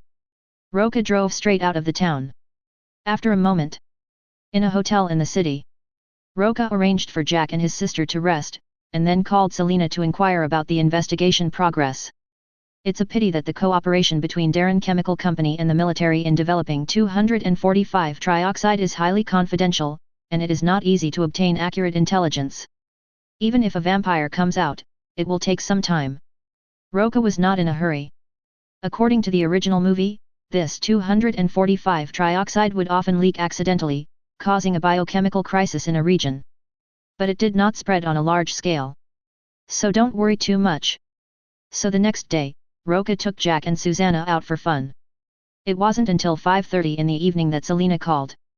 Dear, we have found the laboratory where Darren Chemical Company cooperates with the military. The efficiency is very good. Roca couldn't help but praise him, saying that they had investigated the exact location of the laboratory in just one day, which was definitely a very fast speed. The specific location of the laboratory is at the XXX military base in Chicago, but there are more than 1,000 soldiers stationed there, so it is not easy to enter the Underground Research Institute. Selena reminded very seriously. Vampires are indeed very strong, but they are no match for the army. You said vampires are only afraid of sunlight? Can you recover after countless bullets have turned you into a hornet's nest? What's more, there are heavy firepower weapons such as artillery shells and rocket launchers. This is also the reason why vampires and werewolves choose to hide and not be known to the public. After all, this world is still a human world. It's okay, it's just the army. Roca didn't take it seriously. They were just ordinary troops and posed no threat to him. This time, let him transform into a native of his country and use the military base to do good for all mankind. After hanging up the phone, Roca let Jack and Susanna rest first, and then he flew high into the sky and disappeared under the cover of night. Chapter 99. At the same time, an air raid alarm suddenly sounded in a heavily guarded military base. What's going on? A sturdy man in military uniform came into the communications room. Colonel, we have detected an unidentified object falling from the sky. Unidentified object. The colonel was stunned for a moment. Logically speaking, what was falling from the sky was nothing more than a shell, so how could there be an unidentified object? Yes, this is the picture taken by the satellite. The communicator popped up the screen. The colonel couldn't help but frown when he saw the picture. It must be that the picture was too blurry and he couldn't see clearly what it was. Keep monitoring me. Yes. However, it was at this moment. Boom. It was as if a shell had exploded in a military base, causing the ground to shake. What's going on? Is there an enemy attack? The colonel's face changed drastically and he was a little confused about the situation. At this time, a signalman came to report the news. Colonel, a man fell from the sky. What? The colonel couldn't believe it. Who could fall from the sky with such force as a cannonball? Without further ado, he led his men towards the place where the noise came from. At the same time, wearing a clown mask picked up from the roadside, Roca looked indifferently at the American soldiers who were surrounding him. Since we are going to get rid of the lab, destroy all the data related to 245 trioxide. Then it is natural that they will be blocked by these soldiers. In this case, today he will transform himself into a native and eliminate all these guys who are endangering all mankind. Otherwise, if they continue their research, the world will end sooner or later. Don't move. Put your hands up. Lay down your weapons and surrender. The soldiers raised their rifles and slowly approached him, shouting at him to put down his weapons. Of course, in fact Roca did not carry any weapons. Just then, an officer broke through the encirclement and walked in. Who are you? Take off your mask, otherwise don't blame us for shooting. The officer colonel shouted loudly. You ambitious people are here researching biochemical weapons that endanger all of humanity.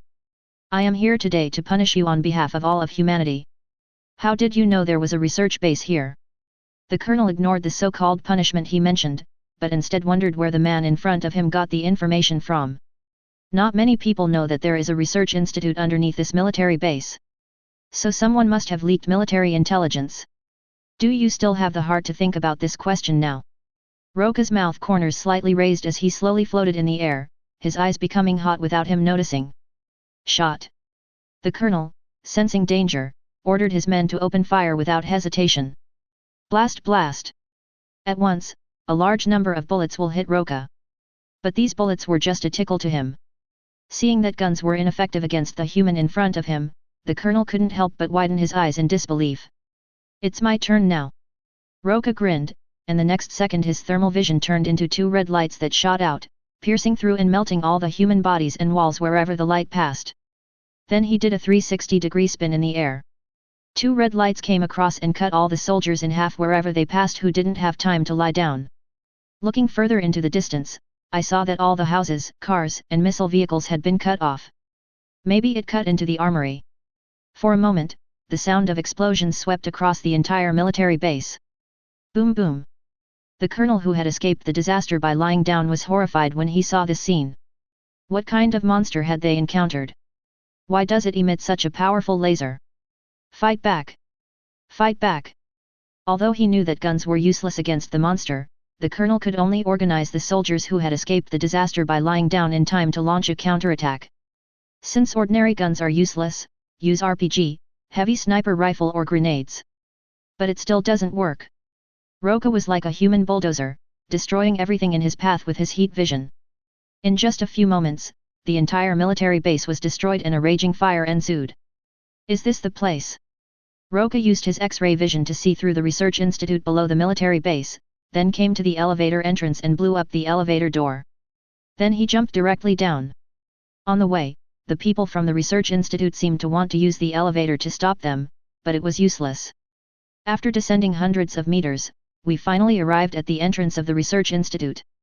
Fit. Roca punched the elevator door and walked in. However, what greeted him were countless bullets. The next second, heat vision burst out. The gunfire stopped. Roca walked slowly into the research institute, stepping on the blood and flesh on the ground. The entire research institute is very large. After the soldiers outside were dealt with, some researchers in white coats appeared inside. When these people saw him, they immediately squatted down with their hands on their heads. Generally speaking, invaders will not kill researchers at will. After all, these researchers pose no threat and keeping them around can help with research. It's a pity that Roca doesn't plan to keep them. These researchers are more or less involved in the research of 245 trioxide.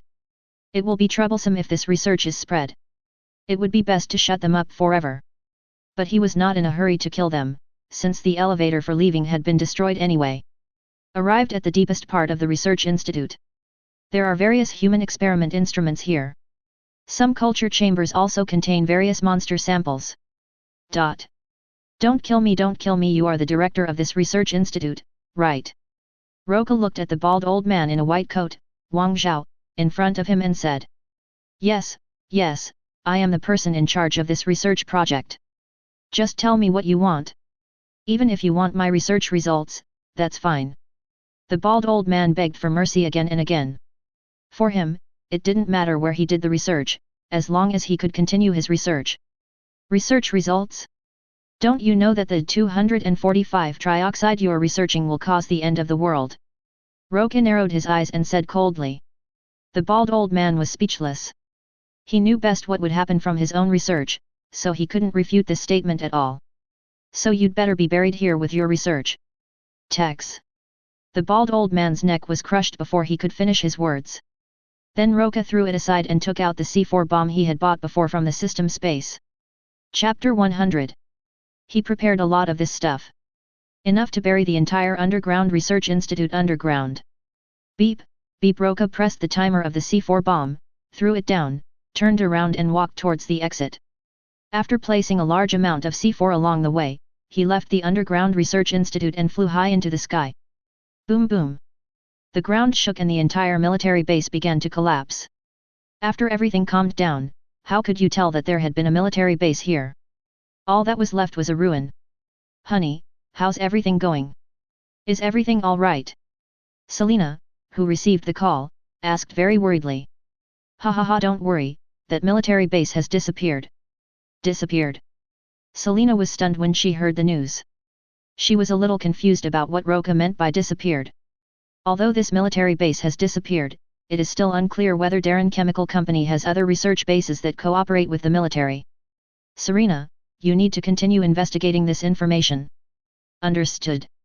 I will sell the survey. Selena also understood the threat posed by this biological weapon, so it must be resolved thoroughly.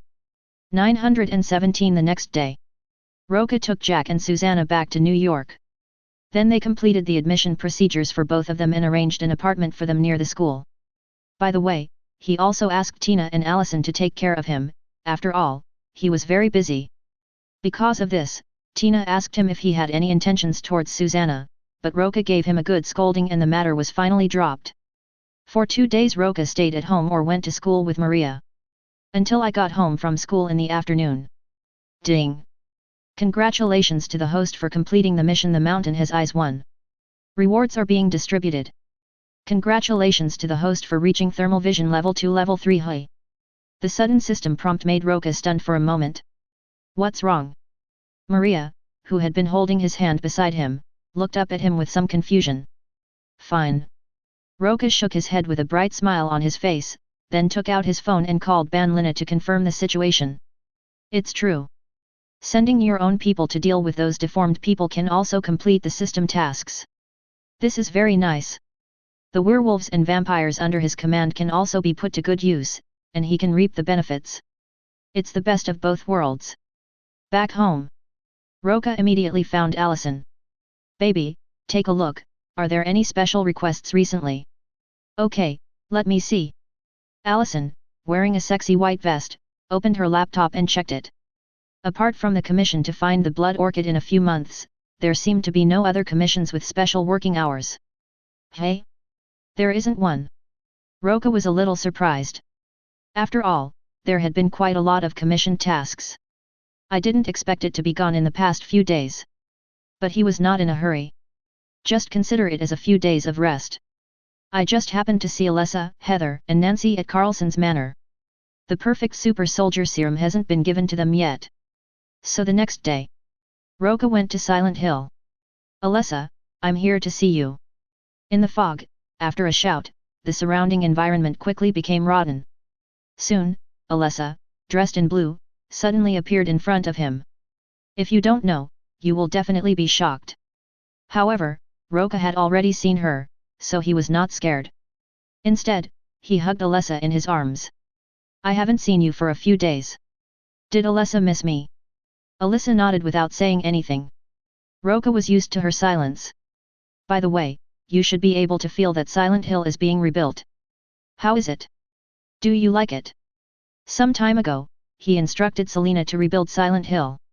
She acted quickly and had already started the reconstruction work. As long as you are here, it's fine. Although Alicia spoke little, what she said moved Roca deeply. Haha, Alessa is really good at talking, give me a kiss. Roca bent down and kissed her on the face. To be honest, it was a little strange to kiss an evil spirit for the first time. It felt icy and cool, but it was not bad. Alyssa didn't know if she was a little shy, she just buried her head in his arms and didn't say anything. Seeing this, Roca laughed heartily again. By the way, Alessa, have you found out about the church I told you about? He remembered that during the second part of Silent Hill, a church force appeared in Silent Hill again. And Alessa also snatched half of the Archangel seal from the church. Logically speaking, those guys who were hiding should have been found by now. Yes, I found it. Alessa finally spoke, in an amusement park somewhere else in Silent Hill. As she spoke, she pointed in the direction of the amusement park. Perhaps because it was underground in the amusement park, Alessa had never discovered it. Moreover, there is a mysterious power underground in the amusement park, and she cannot enter it. Roca was a little confused. How did Alessa get half of the Archangel seal in the original novel? Alessa, show me the way and I'll help you deal with that group of church members, but should Alessa kiss me? Alessa lowered her head after hearing this, then kissed him on the cheek before raising her hand to show him the way. So good. Roca ruffled her hair, then carried Alessa towards the amusement park. Don't say he is a Lolita complex or anything like that. You have to know that Alessa is already in her 40s, but because she turned into an evil spirit, she always appears in the form of a child. And it seems that she is not without the ability to grow bigger. Didn't he grow up in the second part? Soon the two arrived at the amusement park in the town. Do you want to go up and play? Looking at the carousel, roller coaster, and other amusement facilities in the amusement park, Roca couldn't help but ask with a smile. Alessa had never played these games before, so she was naturally eager for someone to play with her, so she nodded slightly. Well, after we deal with those people from the church, I will play with you. Roca said that he had found the entrance to the underground, which was right under the carousel. Soon he found the entrance and went underground with Alessa in his arms. Ding! The system has updated the task Silent Hill 2, please host to deal with the High Priest. The sudden sound of the system did not surprise him. In fact, he had already expected that there would be a system task. If you enjoyed this video, please give it a like and subscribe to the channel so you are notified of future uploads. You can find the next parts in the playlist visible on the screen or on my channel. Thank you for watching, and I'll see you in the next one.